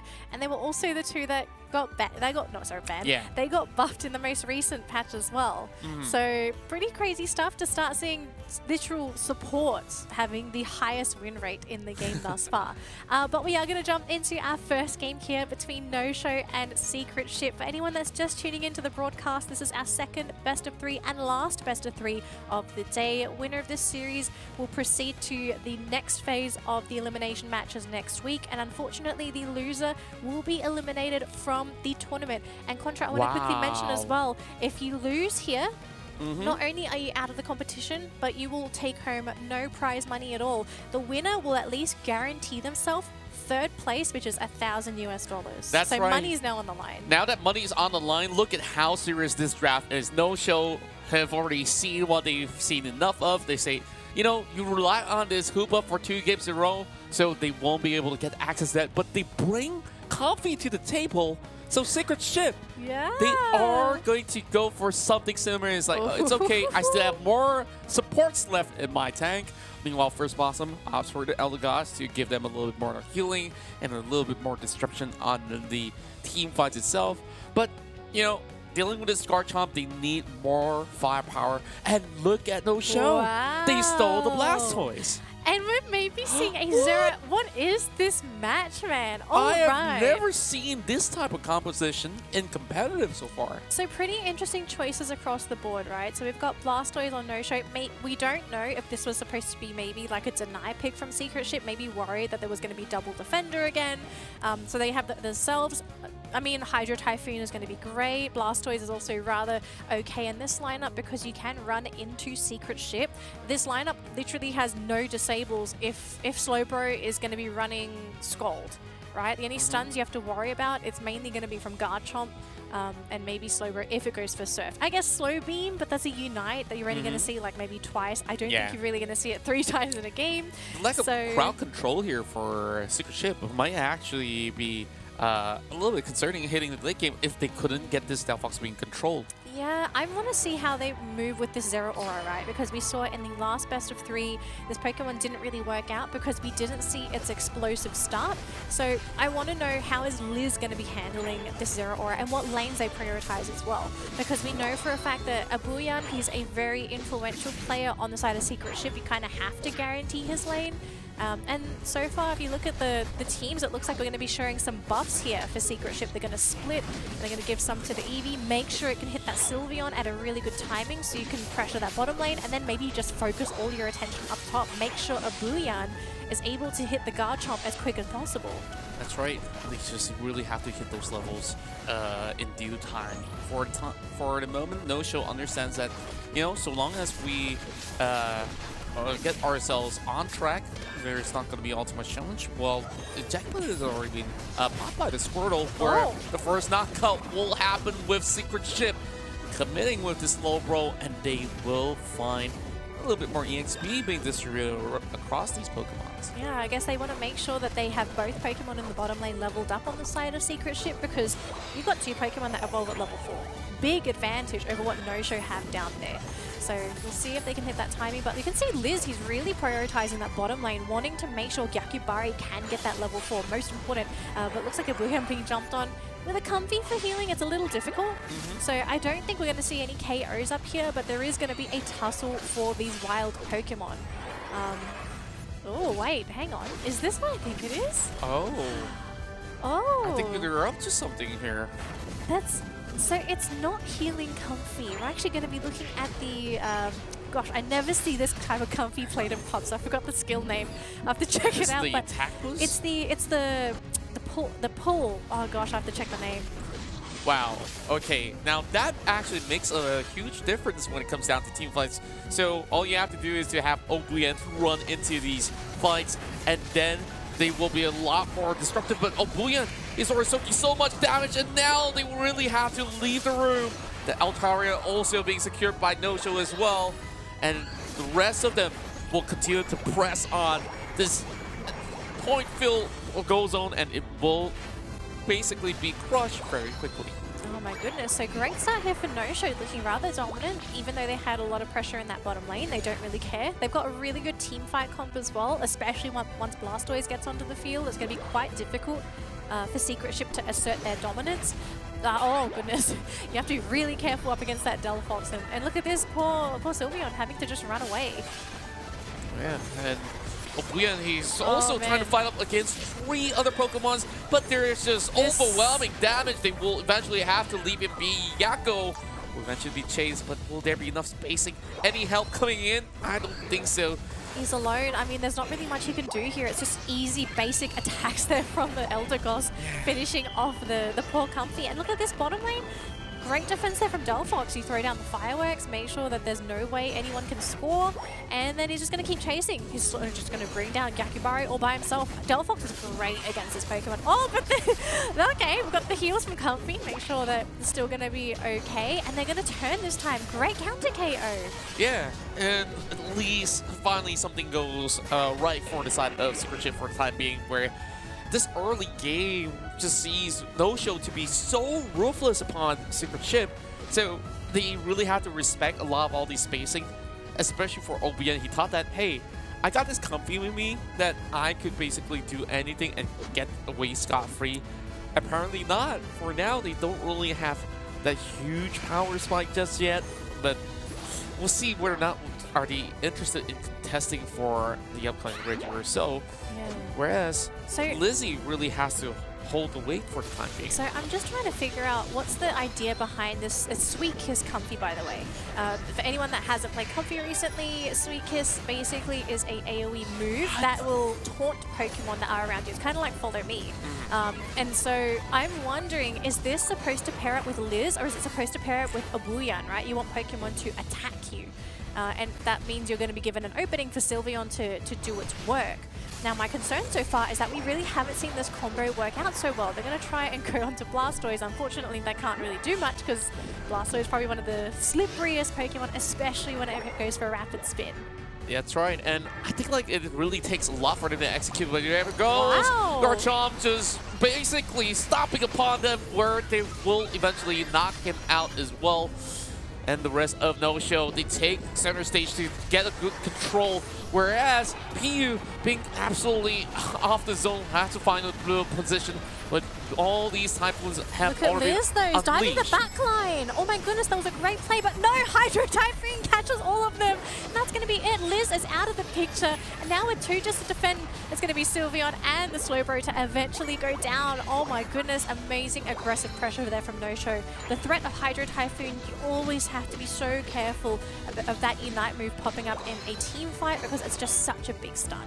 That's right, and he held it for so long as well. I think he was saving it, right? He was Yeah. holding on to it, waiting for that right moment, and it was just when Liz was diving in with the Comfy, trying to get eliminations on the backline supports, that's when he decided to use it. He was like, okay, I'm gonna push you away from my backline and keep them protected. And he used it where his team needed it the most. Exactly, and then we also did see PU try to dance off of that area where I don't think that Secret Chip really was in the optimal position to fight, especially losing Obian relatively early. This is where they recommit into the fight once again. They get the catch over onto Chobo once they get themselves on their hands of the Reggie. But Secret Chip finds that opening. They will put in whatever points necessary, as this will basically stop their bleeding for now. So good chances for them to still head into that Rayquaza battle with a little bit more to offer, but here goes Heavy Slam onto Obuyan, and Lizzy's getting caught as well. They really have to make a sacrifice, and Lizzy will be the one to take one for the team. Oh, they're going to lose the Comfy in there as well. So it's 3 KOs, and now they're going to go yet no. again. It's going to be the Slowbro. Unfortunately, there's no Comfy here to back you up, so I think this is going to be a knockout. An easy one here for No-Show. Contra, this was actually something that we're talking about off stream, right? The idea behind Comfy. We didn't anticipate seeing Comfy at all because the Pokemon is new. It did get tuned up a little bit with the recent patch, but one of the big downfalls with Comfy is that not only is it really great at potentially sustaining its host, but if you're Comfy latched onto somebody and you're going on something like an Aegislash, a backline diver, and your partner that you've latched onto just gets immediately KO'd, that's a 2-for-1 for the opponent because Comfy doesn't really have a way to escape from the middle of a team fight unless you're running eject button. And ideally, you don't want to use that item on Comfy. You'd rather something like Slow Smoke to actually help your partner. Exactly, so where you really want to basically keep this carry alive for the team. And for Secret Chip, of course, those early game struggles have set them a little bit far behind. Whereas even the Mew is also a lot higher level than the majority of their Pokemon from the side of No-Show. So no show, we get another priority on his Aleki, and this setup is just perfect for Rayquaza as it appears right now. Yeah, it's going to actually come down to Abuyan, I feel. You really, really need to burn Rayquaza, and that's what you're going to be able to do if you're a Garchomp. But he actually dives past Rayquaza, going right onto the Mew, forcing out the Unite as well. First KO, though, it's going to be the Delphox as well as the Sylveon, so both teams losing their attackers. But it looks like so far it's going to be the Garchomp trying to do as much as he can, but without any form of healing, he will be going down to the Rapid Spin Blastoise. We still have the Slowbro in the front lines trying to forget that he's taking any damage. Really great eject button to keep himself back up onto the field. Sylveon's still here, and look at this. Liz is actually waiting in the top side bush line, so he maybe is wanting to try and go for an ambush. And there's only close to a minute left. I don't really think that Secret Chip has enough damage to burst down the Rayquaza. The rest of No Show is just holding them hostage in the mid side. And this is not looking good. Yeah, you really just have to defend it. No Show are just not hard-pressed at all to take the Rayquaza. It's Secret Ship that so desperately needs it. And with a minute to go, you kind of need to do it now. Otherwise, your next best play is to try and go for back caps. But looking at their Pokemon, you kind of only can do this with Zeraora. And the fight is going to finally jump in. But 4 Pokemon go down for Secret Ship. 5 Pokemon go down. No Show. Their team fight was just too superior. They get the Rayquaza easily, and this is just going to be a whole load of points just unloaded into Secret Ship's base. There's nothing much that they can basically do about it. No Show have just got such a strong reach throughout the course of the battle, and like you just see the moment that they choose to strike, Abuyan was just trying to melt down the Rayquaza, and they saw him and they're like, okay, I guess it's about time we teach the Garchomp another lesson. And then everybody else in the bush. Yeah. It's like a walk in the park overall, and No Show just have a clear understanding how exactly to layer everything down. The execution's so much more simple. Lay down the fireworks, get the hyper beams and everything up online. Like, oh my word! Like the damage numbers has to be pretty huge as we look on the screen. Yeah, we're probably going to see some pretty big numbers. Something I kind of think we have to talk about as well. This comfy strat that we saw from Secret Ship. Now, I think some people are going to look at the stats and think like, what happened? Now, theoretically, we have to look at this from a theoretical point of view because we have to understand what they were trying to do. So they tried to go for Sweet Kiss Comfy. Now, what Sweet Kiss Comfy does is it gives you some kind of control in the battles. It's like Follow Me, but it's going to be on your target. And I guess what they wanted to do was just have Liz go in, have Yaku charging up the Sweet Kiss, catch multiple Pokemon, and during the infatuation period, the rest of the team just sort of comes in and cleans up. We just never saw that. Yeah. We saw from the very beginning that they wanted to do this. He skilled this very early. And then I feel if you're going to go for Sweet Kiss Comfy, you need to have a dominant lead, or you need a Pokemon that's going to be able to capitalize on this. And I feel like with their lineup, they just got too punished during the early game that eventually Yaku became a non-factor because he wasn't healing the team right, because Floral Healing and Sweet Kiss are on the exact same skill line. You have a little bit of shielding, but outside of that, you're really limited in what you can do with this Comfy. I think things might be a little bit different for this Pokemon if maybe teams or players were allowed to swap skills halfway through the game. I don't know if if they ever make a purchasable item, but yeah, it was just, I think, trying to go for this gimmicky Comfy build, it really didn't work out. Yeah, I felt like maybe the ideas were I think that was the idea. Like we saw on the screen, right? Liz was supposed to go into the back lines while it's exposed, delete the backline Pokemon, and just get out. And after that, that just never happened ever again. Yeah, and like you did say, it really does take a lot in terms of execution to get it right. Plus, I would say that Secret Ship, not many of their Pokemon are agile enough as compared to, a Mew as well as Delphox, where they could quickly reposition right after, like both Pokemon have dashes, so yes, it's kind of hard to get on top of them sometimes. Yeah, as well. so it really is hard to find that window, and then like you see Obuyan really struggling, like he's just taking one big step after another time, and he's just sitting duck in this match. Yeah. I mean, we saw in that last clip as well. Again, Liz is just trying to get into the back lines, and there's just stuns everywhere. There's like a stun, a disable. He's in fireworks. He just cannot find the position to do what he wants to do. So I can see what Secret Ship were trying to do. This was definitely not a strat anyone would have seen coming, I think. It's just, I think in this particular match, it really fell flat on its face. I don't think we're going to be seeing this again. It really backfired. I think like maybe you don't have to pick Comfy so early on because we don't really see majority of the teams actually going in for that form of priority. So I think it was okay to pick it early. I think it was just trying to figure out what play style you want to accompany with the Comfy. If it's something that can move on if the initial strat fails, right? Like, do you have another partner that you can work with? Yeah. I mean, Abuyan could have been a decent partner, but again, like, you've gone for Comfy without floral healing and you don't have another backup. You don't have a Hooper, you don't have anyone to give you that extra healing and sustain. You're in a lot of trouble. Yeah, and we saw that happening multiple times in that matchup where when it was attached to Abuyan, where even after they got in with the hopes that, hey, let's get this catch, and then like, okay guys, how do we get out with this Garchomp? You mean like get out to base, you mean? Like, I think that's really ultimately what happened. You both just drive to the hospital afterwards. You know, you walk in through the front door and you're just like, nah, guys are going. Where's the Band-Aid? But yeah, it was it was a tough game to watch, especially for someone. I know that after Secret Ship's run during the last week, and of course their first game for today, I've definitely developed some feelings for this team. I definitely think like it's fun watching them so far, and it would really suck to not see them play anymore. But let's be real, I think No-Show are going to be a really big brick wall. They're going to have to try and do something different for this next game if they want to try and equalize 1-1.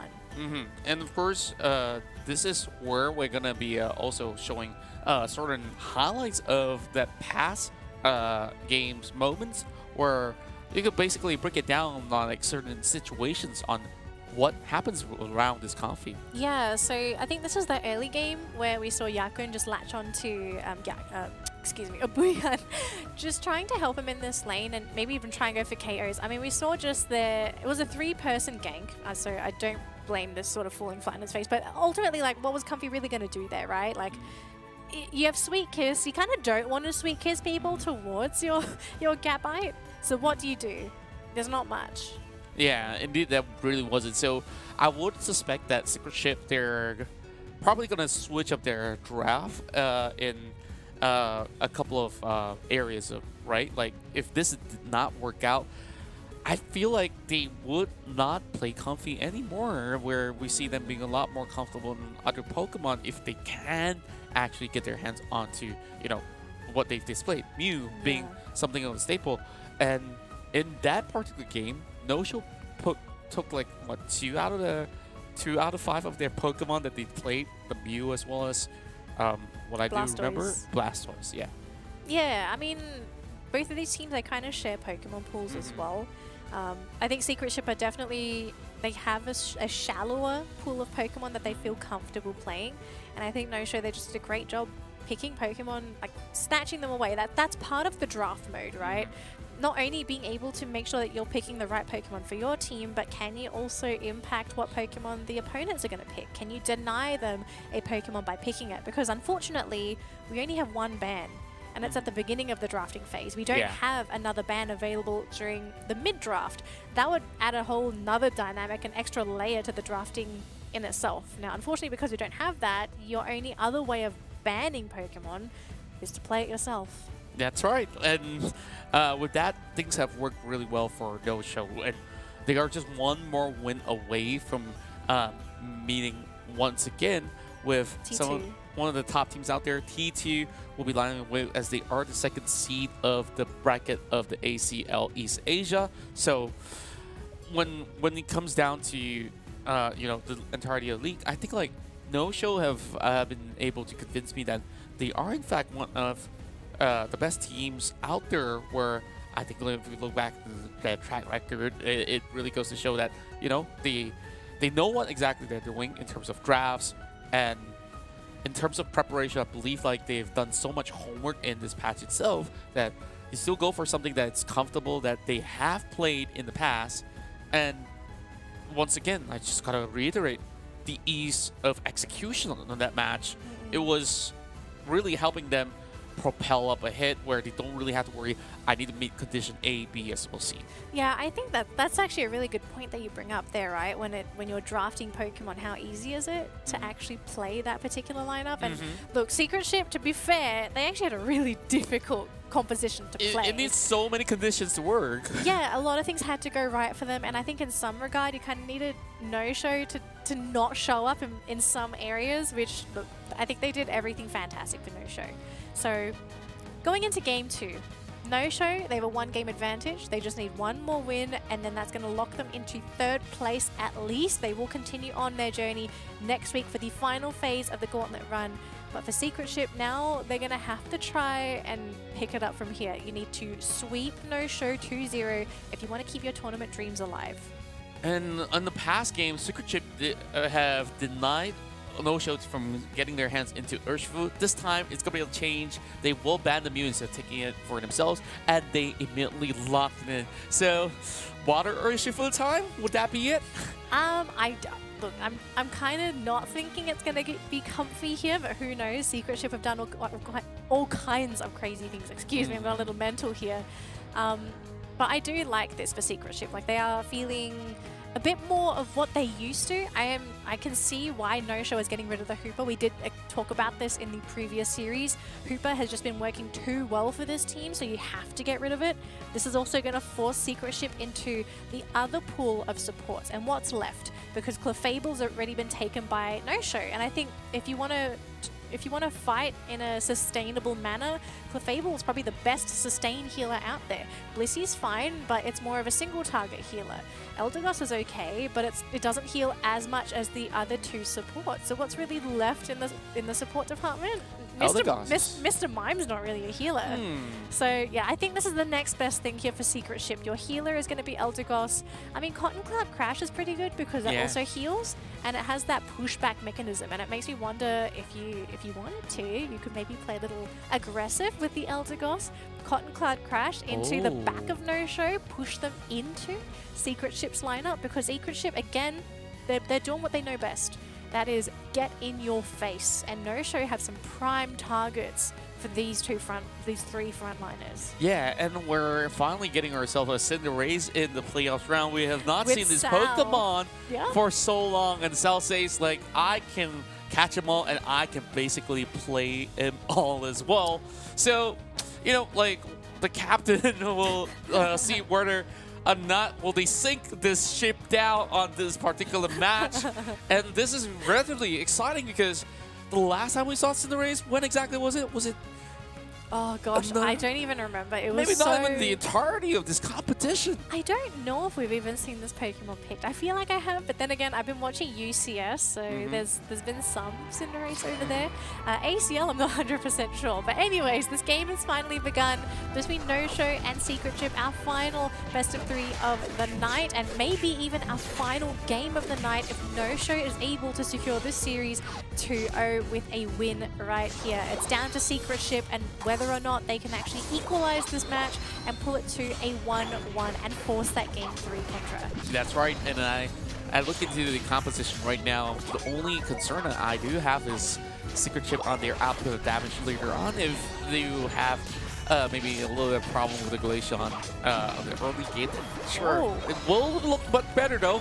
Speaking of which, they do get the first knockout, but it was a blow for blow, and it will be a trade from both ends. Secret Ship having First Blossom tickling them down as always. Like, he's probably the best Slowbro in the game. Yeah, he's actually a really fantastic Slowbro. I love seeing this man play Slowbro. He's not Slowbro yet, still Slowpoke. Maybe going to evolve rather soon. Lots of battling in that top lane though, Contra, and we can see Liz looking to go for his first rotation, and we're going to be seeing the Water Urshifu this game. It's not going to be Dark Urshifu. Now, if you take a look at what no-show have, they don't really have the best control, so Water Urshifu might be the perfect solution for Secret Ship to bring this to a game 3. Yeah, like, once Look again, at this! Secret Oh my Ship, gosh! they're doing it, and they will shut them off with a double KO, and all the points are being dunked right in, whereas Leze just puts the pressure on, go to whichever zone you want. I'm just going to play in this slow area, and this is where he finally... What? Wait, he's still on! Lizzie! You need to be careful. Yeah, if no-show, you cannot just let this be a 1v1. Otherwise, Water Urshifu is going to win this. Liz bought so much time in that top lane. And look at this. Abuyan, he's swimming. He's having fun. He's getting free EXP.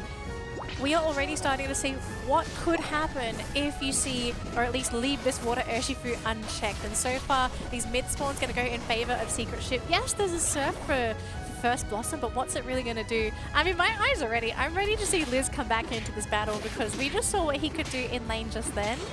And again, you don't have that many disables on no-show. I think Surf was a great choice though. I think you have to run Surf against Water Urshifu. Yeah, like you need more of all these crowd control in order to be able to suppress the Urshifu.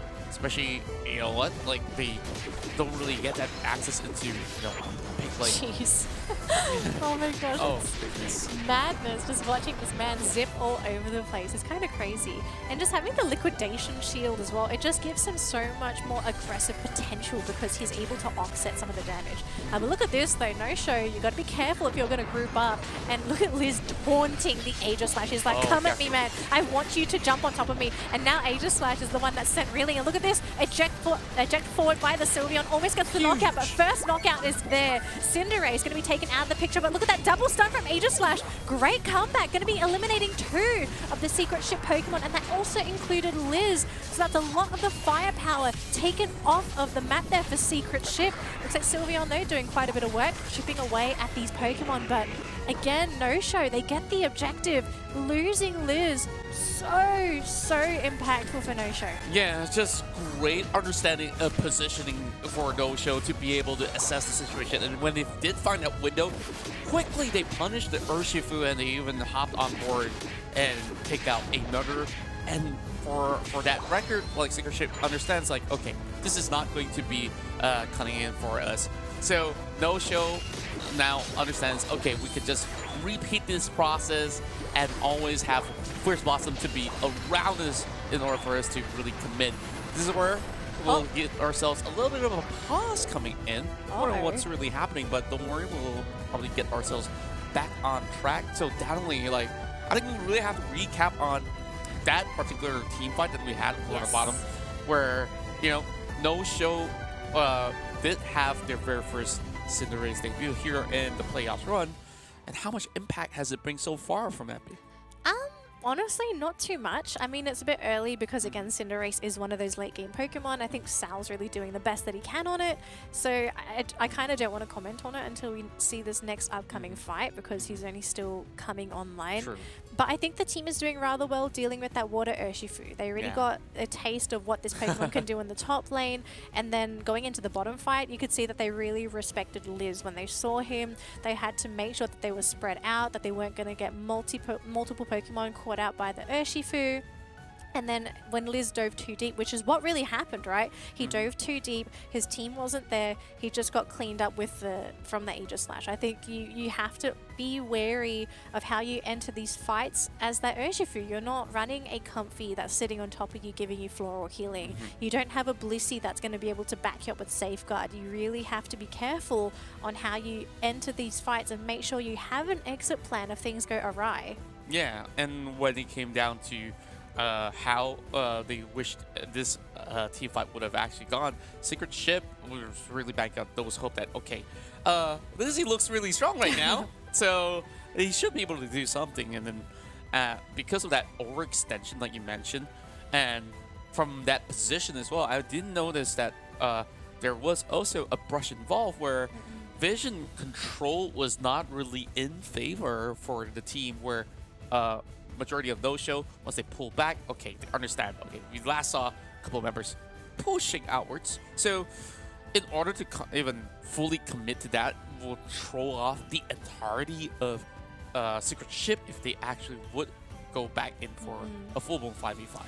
Yeah, I mean, looking at the 5v5 so far, I think I'd actually still favor no-show because I think I want to give props to the team. They really know how to execute their team fights. They know what openings that they can capitalize on. They know when they're supposed to back up. We haven't really seen this team overextend so far, and I like this discipline because you can tell, I guess Liz is a great example of this. When you go a little bit too deep, and you actually are a really impactful Pokemon for your team, if you get knocked out, your team has probably just automatically lost that fight. You've lost one of your biggest power spikes, right? Like, that's the reason why you're going to have Urshifu in that central area.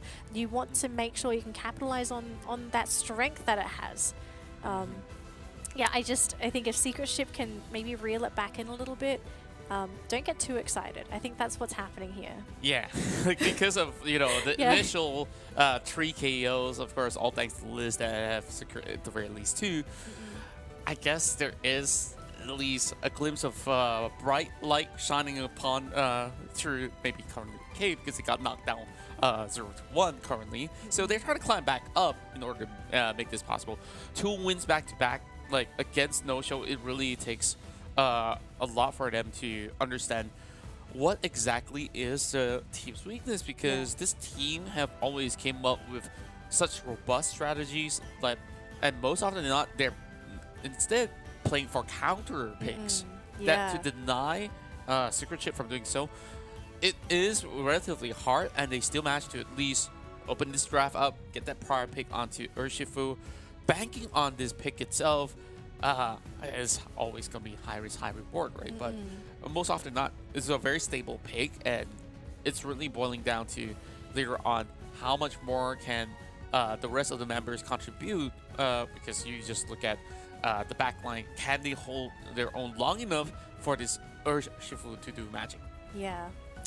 Well, we'll have to see, as some people are probably wondering what's happening with the game, why are we currently paused. We did get an update on the status of the match. We're currently paused because one of the players on No Show has disconnected from the game, so we will be starting the game as soon as he reconnects. So firstly, apologies to everyone tuning into the broadcast. We will start the game as soon as the players are all ready, and it looks like we're going to be resuming it right now, Contra. Good timing. Perfect timing, actually. So let's get into this. And it was right into a battle as well. These are such awkward pauses when you want to team fight and you suddenly have to pause. And again, it looks like the battle is going to actually begin. And so far, they've actually gone in. Liz got caught out, and he immediately just gets knocked out. Which means, look at this, easy scores for No Show. They're going to get rid of that goal zone. That's pretty big, especially when Reggie Alecki is on the line, because you lose the speed flux. Yeah, like without the speed flux right now, of course, it's going to be opening up so much room for them to take over control as well. No Show coming up with such a swift reply onto Secret Ship, as they've already been able to come close to equalizing the amount of points. Now rotation's being set in. Sylveon is currently going for a little bit more of that rotation, and for most part, I just look at First Blossom to have been able to really hold it out fine in order to prep things for the Aegis/and Gakubari. Will spot a little bit of a danger looking up ahead over on the bottom lane, so expect them to at least going for a little bit of jostling control across the cap. Forcing out the eject button there on the Slowbro, very nice. But they caught out the Sylveon. Oh, look at this, a quick dive in there. But no, the punish immediately going to be there for Secret Ship. Instant KO on such a big Pokemon on the side of No Show. Big Hydra and Typhoon catching out the entirety of No Show. 2 Pokemon are out of the picture so far. Blastoise is going to be sent back, healed back up by his team. But it looks like there should be some easy objectives on the side of Secret Ship, unless they can somehow steal. But you look at this, Snorlax there with the blocks to make sure that they can't get anywhere near the objective. That's the team fight that you were looking for as Secret Ship. And all of it just because they caught out the most important Pokemon, the Aegis/. And they will continue on to commit to this battle. Eventually, they will lose Liz, and the chase is on. AP strikes back on this Aegis/, and they will have to let this Snorlax go. Secret Ship just holding it down. They just really have to go. They couldn't stop them from scoring eventually, but the full committal, as you see, Obuya doing his best to deny any points, and Epi finally falls. Oh, and with the Aegis/, down, we know how the story is going to end. Now they're going to be turning right onto No Show. Heavy slam there from the Snorlax. Catches out 2, they even get the Cinderace. Full team wipe. Both teams relentlessly defending their Tier 1 goal zones. And Reggie Alecki has just spawned in the top lane as well. Impeccable sustain. Just see how well they held it. Okay, here's the thing, Contra. You can tell. Counter. Look, it counters whenever either Liz or Asia Slash goes down, right? Either of these two players go down on either team, and you know who's going to win that battle. Yeah. So it just goes to show how important these players are for controlling the momentum of the fight. We haven't seen a game, we haven't seen a team fight where both of these players have somehow miraculously survived. It's kind of crazy. Yeah, and Oblivion, the timing on the Hydro Typhoon in that first half of the battle have gotten them much of these advantages, and then No-Show were so prepared to basically create this push and shove situation. And you thought it was done and dusted? No. Never. Like the rest, it's never. Never. Secret Ship never bows out from these team fights. So long as Lizzy's gonna be there, they're just gonna go, go, and go. And we might actually see a little bit of something here. Central area now being camped out by Secret Ship. So this is going to be a little bit of a surprise. Are they baiting with undeterred, Liz? though. I think they're trying to bait with Liz because the entire team is in the central area, and I feel like this is so scary to leave this man alone.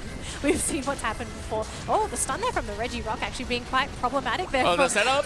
for No-Show, and it looks like it's actually going to be No-Show still. Cinderace locking in the objective for the team. Smoke Glow being used from the Alola Ninetales, but it doesn't really matter though. Again, another multi-man Typhoon being thrown out there from the Blastoise. It's a 4v5 fight so far, and look at this Abuyan man-moding it right in the middle of No-Show. Aegis Slash is still there, but with the team split up, there's not really much this man can do. He's going to try and get out of it. He will be relentlessly chased. Luckily for First Blossom, though, he does score and break that goal zone, so it's not a terrible fight, but it could have gone worse. But look at this, though. Rayquaza has spawned in the middle of that fight, Contra. And now the First Blossom, but he's sneaking around too. But who can guarantee the last hit, right? Like, the job here is guarantee that last hit does not go in the way of No-Show, because if Secret Ship can get this, it is going to be Secret Ship to get that Rayquaza, and 3 Pokemon are out of the picture. Aegis Slash has just respawned. I think Secret Ship have got this now, Contra. And yes, they do. They will immediately rush through all these goal zones. Secret Ship with the finesse in all these team fights have overwhelmed No-Show, and they are absolutely on a streak. Do you believe it, ladies and gentlemen, trainers, if you've been watching from the start? Like, that was such an awkward battle in the bottom lane, not gonna lie. It took so long for it to end. But the fact that somehow Secret Ship was able to split No-Show, I feel like that was the game-changing play. And Hydro Typhoon onto 2, I mean, it really isn't necessary to use it to win, because I think at this point, you are on top of the world if you're playing on Secret Ship. that's right. And with that being said, like, in even the past fight where they were chasing them across that Reggie, it was such a great setup where Secret Ship have already cut off entirely of the exit, and even despite them not having Hydro Typhoon up and ready from the brim, they went in with the Camille, and then it came up online. I saw Oblivion hit it perfectly on the mark, and it's just No-Show now having no entry point into anywhere else at all, and they will eventually watch as Secret Ship get all the maximum points that they could get after Rayquaza. Contra, we're going to a game 3 because Secret Ship, with that win, has tied the series 1-1, meaning this next game is going to be the game-deciding match. Who gets 3rd place? Who gets $1,000? And who is going to be eliminated from the tournament altogether? What a way to bring themselves back into this game, because I think a lot of people, when they first looked at this game for Secret Ship, it looked all right during that first gank with Liz, and then things kind of went downhill. No-Show sort of figured out how to deal with Secret Ship's lineup, but then we saw a couple of those game-deciding battles, and look at Abuyan's damage done on a Blastoise. On a Blastoise. 134,000 damage on Blastoise. Yeah. Watch No-Show have to pick Blastoise because they don't want to deal with it.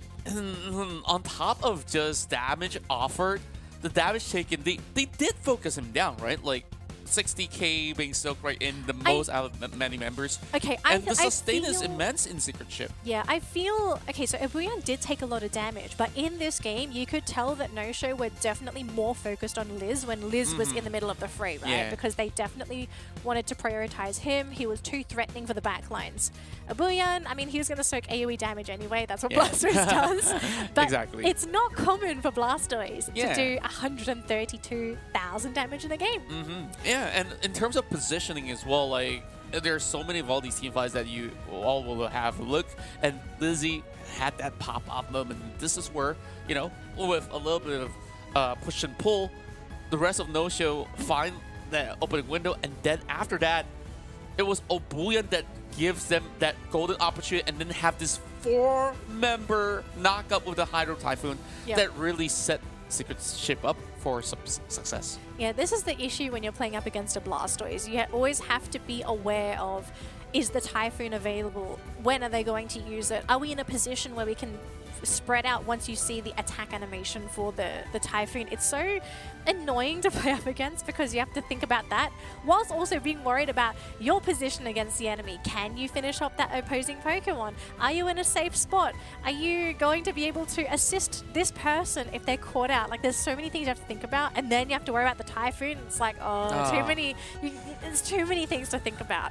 And just look at this choke point, right? Like, you have that Snorlax literally blocking their way, 2 to 3 members being connected with a heavy slam, and Secret Ship had the discipline to, on top of this, layer down every single ability that they have, and then the Hydro Typhoon as the icing on the cake itself in order to stop No Show, and they just have to crawl their way back. Oh goodness, hang on. We're going to be seeing a slow-mo motion here for this Rayquaza hit. I think we're just going to wait and see who got the final hit here on the side of Secret Ship. It's a very slow motion, but it was going to be the Sylveon. Pew. Oh gosh, I mean, Pew did a great job this game. It was a really tough one. We had to constantly dodge away from this Aegislash because, again, he was another prime target on the side of No Show. But he still did the damage. He was still able to help his team where necessary. I think going into this next game, probably not going to see another Cinderace. I don't think we saw much impact for this Pokemon at all because it was really difficult for him to really do anything. Exactly. Period. When I asked you the question, like, because I also was wondering the same, like, when are we going to see this coming into effect? And I think the viewers were waiting as well to see whether or not Cinderace was going to be that big. We cannot answer that question because it was a no-show. Yeah. All right, looks like we've got a highlight reel for Blastoise that game. Abuyan going to be getting the spotlight yet again for his masterful Blastoise performance this game.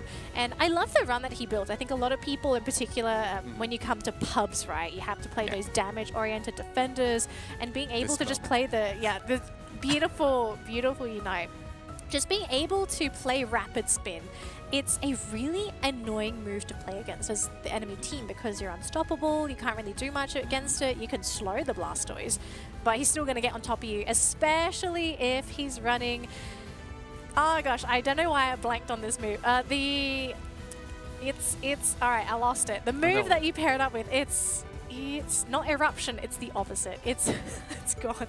The move, you all know what the move is. You all play Blastoise. If you don't, it's the one where the water falls from the top. I play Blastoise and I've blanked on my favorite Pokemon. It's crazy. No worries about that. And first, there was also subtle little things that Obian did where on that first fight, he also did see some of these Pokemon moving away. He eject buttons into the perfect pixel where everybody was actually clipped at the tip, which really takes a lot of reaction speed and skill to do so, where I am honestly being impressed by the effectiveness of this Blastoise. But keep in mind though, now heading into this final battle between these two teams, there's a chance where Secret Show, they may not actually get that first pick priority, therefore we actually see this Blastoise being stolen again. Okay, it's tough. Because in a lot of cases, you don't want to first pick Blastoise. Because now you're stuck with a Blastoise. You kind of have to play around it. And I don't know if No Show is in a position to be comfortable playing the Blastoise as well. Because, you know, Abuyan, he's great on Blastoise. We know that this man really knows how to play it. He knows his openings. He knows when to Typhoon. Is there anyone on No Show that can also play it at that same level, at that same capacity? Because you could take the Blastoise away. The alternative, there's two alternatives. You could ban it. I don't think that's ideal either because I think there are other Pokemon that need to be banned. The alternative is you just pick Pokemon in anticipation for Blastoise and say, all right, we've got a way to deal with this Pokemon if it gets picked. And I think that's the safer option, especially for a team such as No Show. Because when you have players on the enemy team that play wonky Pokemon or strange off-meta choices, picking it and banning it's sometimes just not the best way to deal with it. Yeah, and there's also another problem that they really have to rectify, whereas Secret Ship, they did actually offer so much durability as well as in terms of sustain, and there was not much that has hindered them from actually getting all these healings back up. And on top of that, yeah, they definitely need more shred, even though like they were hoping to find more damage. No Show was lacking in that department because like they're relying on DPS, where by the time you shred and then like the heals come back up, and then you saw that push and pull seesaw chase, I call it. The moment that we were running back, you start to wonder, hey, like No Show, they were already gassing out. They don't have that same level of the durability, and then once the resources run dry, like they got hit so much harder. So I hope that we have another strong frontline Pokemon for them to feel heading to this match. You know, I kind of feel like if I was No Show and I had a player on my team that could play Hooper, and you got first pick, I'd let the Hooper through. And in fact, they are the ones. No Show's gonna It's ban banned it again. again. All right, So so my they're not getting that chance. Yeah, my assumption is that they either just don't feel comfortable enough playing around Hooper, or they haven't practiced enough.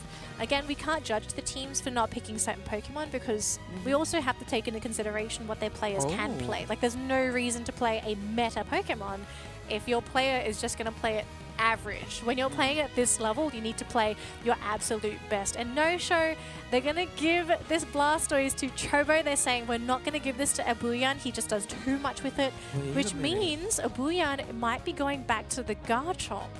They are running it back. They're saying, you know, third time's gonna be the charm heading into this matchup. Or no comfy this time. I feel like this is a lot better. Are they okay. Match? No. They're running it back, Contra. So what's happening? This is going to be a turnaround of the Defender draft that we saw from last week. They are just going to run all over No Show because they have so much frontline, so much damage, and I think one wrong move from No Show, your Pokemon are going back to base. You're not going to be there for that fight. So you are going to have to dodge these moves like your life depends on it. Because it really does. Yes, it really does, because you got this Slowbro, you got Clefable, like that itself can easily lock wherever it's being spotted out. And then this Machamp just single-handedly outmuscles either one of the party. But also, when it comes down to the early game, they are heavily punishable because they will need to find those EXP to get up to speed. And I think this is going to be enough of a window for No Show's Power Spike. If you take a look at their Pokemon, yes, you have the Mew, and you will eventually have maybe very similar form of pacing.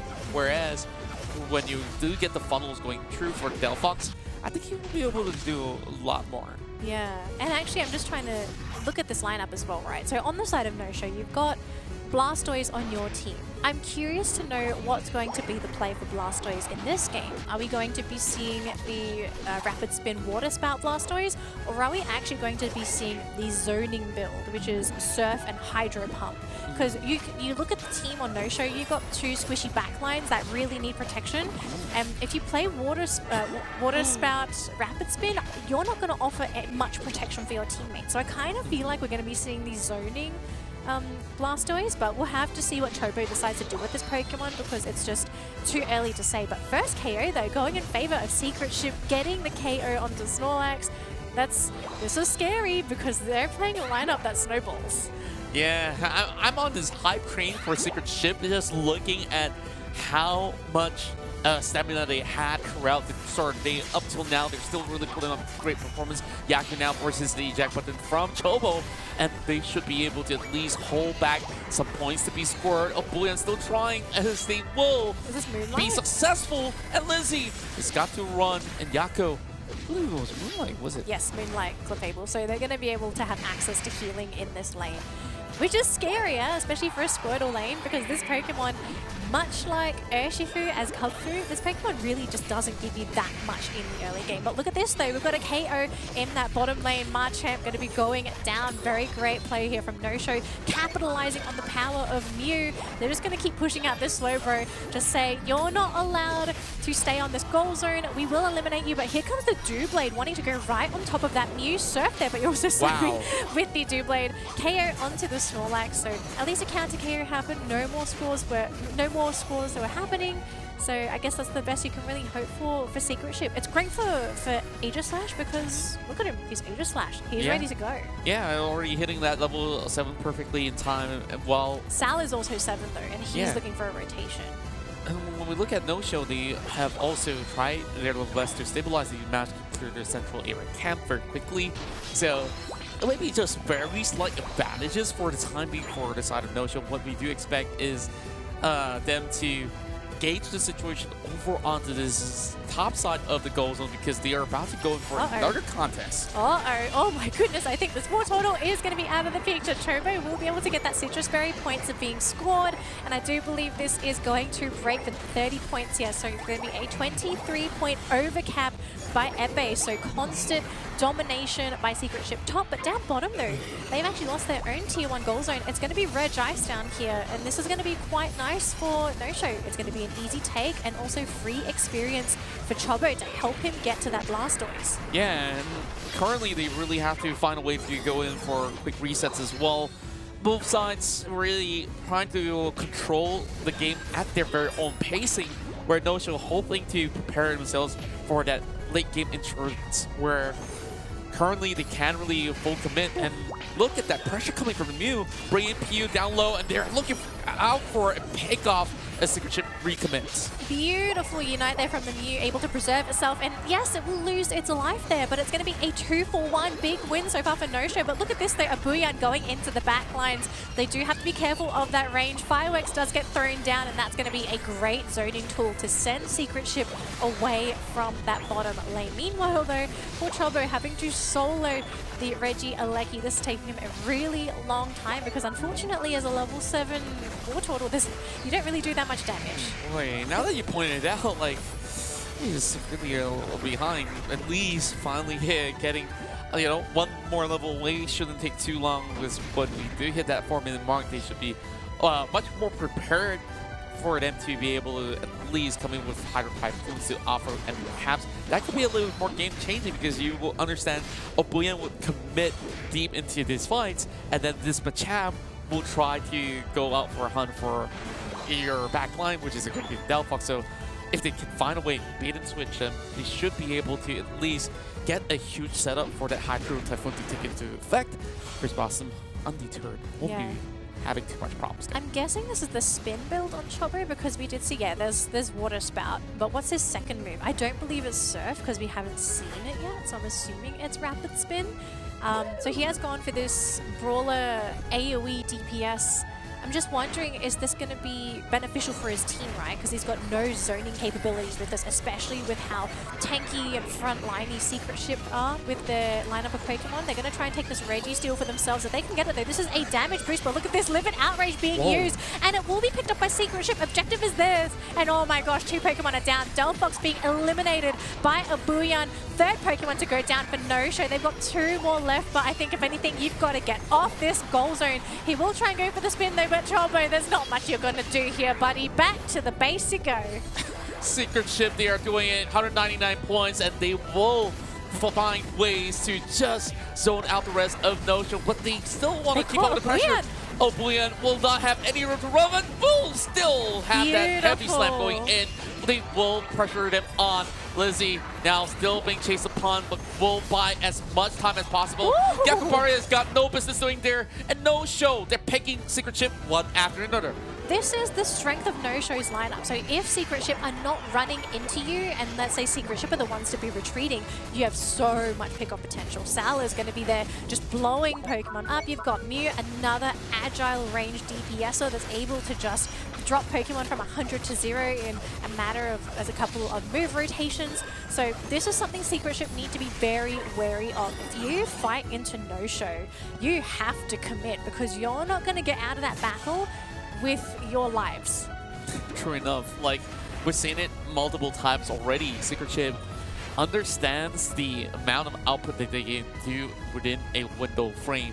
And for No-Show, just seeing those central area shenanigans, like, okay, they have already committed deep into our jungle territories. That's where they start to say, hey, this is very much doable.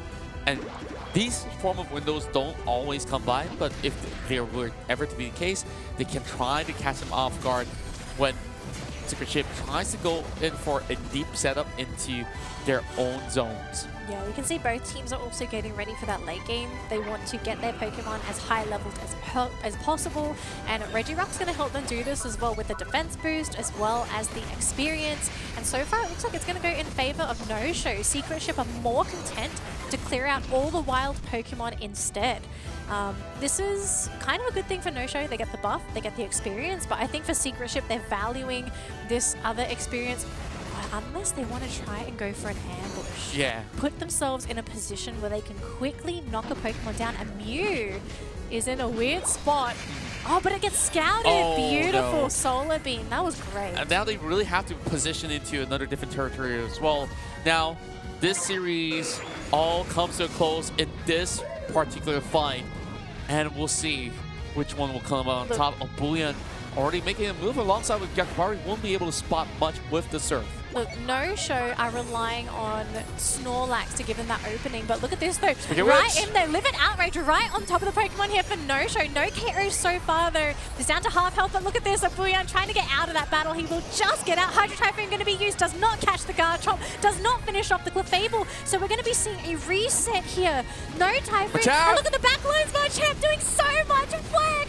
One Pokemon down on the side of No-Show, and we could be looking at some more here, but they are holding their own 1-for-1 so far. They're trying to retreat on the side of Secret Ship, but look at this Bullion hiding in the bush, catching out the entire team! This man is going crazy, but where's the support? He's actually going to go down to a beautiful play from Delphox to go with that zip back. The battle continues, and so far Aegislash looking to get the elimination. Beautiful two-man strike, 2 Pokemon down on No-Show. But it's not over yet, Contra. It's still going. Then they will get all 3 players out of No-Show strike down with a triple KO, and there is still first ball awesome buying time. There's so little difference in terms of the points that they do have, and they do get the knockout onto this level, but Lizzie will go on to continue with the chase. And Pew goes in, backcaps, and this is it. Secret Ship denying opportunities out of No-Show, and there's not much time left. They need to score points. We've got a 50-pointer on that Snorlax, and he's so desperately trying to get into position to backcap, but you can see Clefable sitting on that goal zone like its life depends on it. And right now, it's just going to be Secret Ship to defend. They don't need the Rayquaza. They have the point advantage, and No-Show, you can see they are getting desperate. They really want to win these fights, but Secret Ship say it doesn't matter. We're going to score points in your face. And I think that might just be it, Contra. Secret Ship have managed to win this series. The most epic series that we've had so far in East Asia of the Pokémon UNITE Asia Champions League. We're all being baffled by the performance of Secret Ship going on this win streak. It's the old Bullion buff, baby. Oh my gosh. 2 times in a row, MVP. Wow. And I gotta say this, P managed to pull off one of the sickest entries to look for that pick. And then he says, it's go time. It's go time. It's go time. Open up the floodgates, the ship will pass. And they continue their journey, and they will meet another team to battle tomorrow. There T2. There were so many things that happened in that final. I don't even want to say final Rayquaza fight because it happened for so long, Contra. The Secret Ship dodging a really big Hydro Typhoon. Their players just getting out of those constant, like rapid-fire attacks from Epe, from Sal. The fact that they were able to get out, hide in the bush with Yakko, and actually reset with the Moonlight heals, and then them reeling back into the Abuyan Death Bush. Oh my gosh. This is stuff of legends, right? Like, we started off, surely Secret Ship did not have much power spike in the beginning, and No Show will try to capitalize as much as they should, but there was enough retaliation where we see safe farming time for the Machamp to come out online, and then that's where they have shown a little bit of taste of what team fight looks like for Secret Ship. Yeah, I mean, this is the epitome of their lineup. They want to constantly brawl. They want to be in your face. I think a player that we didn't really talk about, especially in this final fight, was actually Machamp. I feel like the way that he was able to get the backstab onto No-Show, you could tell they were not expecting him to come in from the back lines just to be able to clean up multiple Pokemon. I loved that play from him.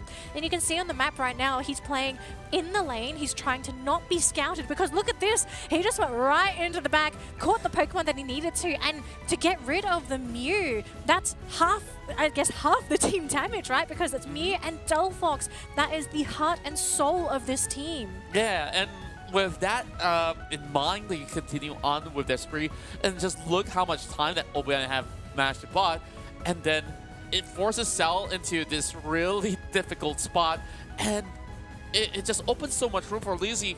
At the end of it, it was a triple, and then first Blossom, he just couldn't really offer much. Sure, we've seen Gakubari stole with the Snorlax, but in this scenario, well, Secret Ship, they really didn't need it. Yeah. I can see you're speechless. I am. I think this has to be one of the most intense Rayquaza fights we have seen in the tournament. We've seen a lot of games, but I think this one's going to stay with us for such a long time. And a lot of it came down to just the executional masterpiece coming out from Secret Ship, who had to play a best of 3 before this series, and they had to play this next series to the full 3 games. They've shown all their cards so far, and apparently they still have more to show. I feel like this is like those anime plot twists going on. The plot armor, right? Yes, the plot armor still shines for Secret Ship, and I love it. Yes. I wish I could speak to Obuyan. I've seen him a couple years back, and to still know that this guy is thriving. Yeah. You can see, I mean, they've got you can see they have multiple plot armors, right? Yeah. So it's like the first layer of plot armor, the power of friendship, the second layer of plot armor. You think that's all I have? Think again, and then you whip out the next secret weapon, and it's like, why didn't you use this sooner?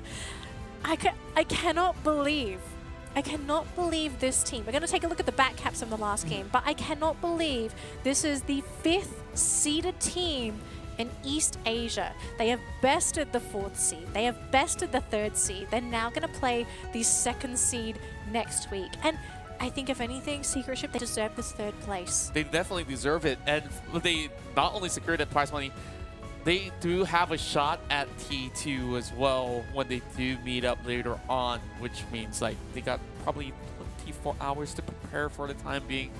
But all in all, like, look at all these swift moves. I think like Lazy is so underrated throughout the course of the tournament. Like, you finally see this culmination of hard work as well as determination being put into the best grandstand here in the final stages of what we saw here in the ACL second stage. Absolutely. Man, what a way to end the day for East Asia, and we're only halfway through the eliminations so far. But unfortunately, at the same time, Contra, we did goodbye to 2 teams.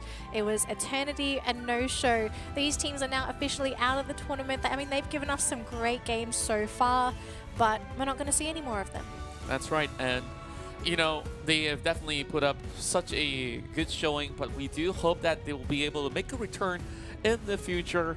And with that being said, let's update the bracket and of course show you guys what's in store for tomorrow. If you guys may have excuse missed me, out. tomorrow? You mean next week? Oh, So- sorry. Yeah, So- next week. I was like, I was so tomorrow? looking forward You're to gonna this match. bless me with East Asia? Oh Yeah. gosh, Contras. Okay. You made me okay. excited. I gotta hold my horses if I have one. So this is what happened today. Eternity, as well as Secret Ship. They start off with the series with Secret Ship overwhelming Eternity with a back-to-back win, and then it is a repeat after all of what we have just concluded. They are taking out Titans. They are taking out Titans, but can they take on the next two Titans? The second seed, T2. That's their next opponent, and it's their final one. And if they can beat T2, they're going to get that second spot to the finals. And it's going to be a tough fight. I don't think it's going to be an easy cruise at all for Secret Ship. But this is your matchups for next week, folks. We also want to remind you as well, before we end the broadcast, that we are still running our Pokemon Unite Asia Champions League Twitch campaign. If you haven't already, make sure you have a Twitch account and register on Stream Elements. You're going to start earning points just by watching the stream. And of course, if you earn enough points, as you can see people in the chat right now, they are checking their points. If you have enough points, you can redeem physical rewards, including some file folders, we've got some card packs here, and we also have some booster pack tins. We've got them on the desk right now. If we can actually open up, it's on that side, the zoom in here. So we have some Galarian bird booster packs. You've got the 3 foiled birds, 2 booster packs with this. I We got have the folders on my hand. the clear, open them please. So some people have been wondering, are these Open posters, are these folders? These So- are folders, actually. These are, just doing a terrible sorry. job. So we've got some folders. You've got the Pokemon on the front. On the back, we have the Pokemon Unite logo, which I think this looks fantastic. And then if anyone's wondering, on the inside, they are unfortunately empty. These are supposed to be where you put your documents, your sheets of paper, if there's anything Nobody you want looks to put in. inwards, right? Well, I mean, if you have multiples, you can stack them. I mean, Yeah. I'm in stack of them, so you can put them in. If you want to pair them, if there's a comfy one, it would make sense Yeah. to put the comfy with your partner. But yeah, Attached together. unfortunately, they're empty. If you want to use it as a poster, you can.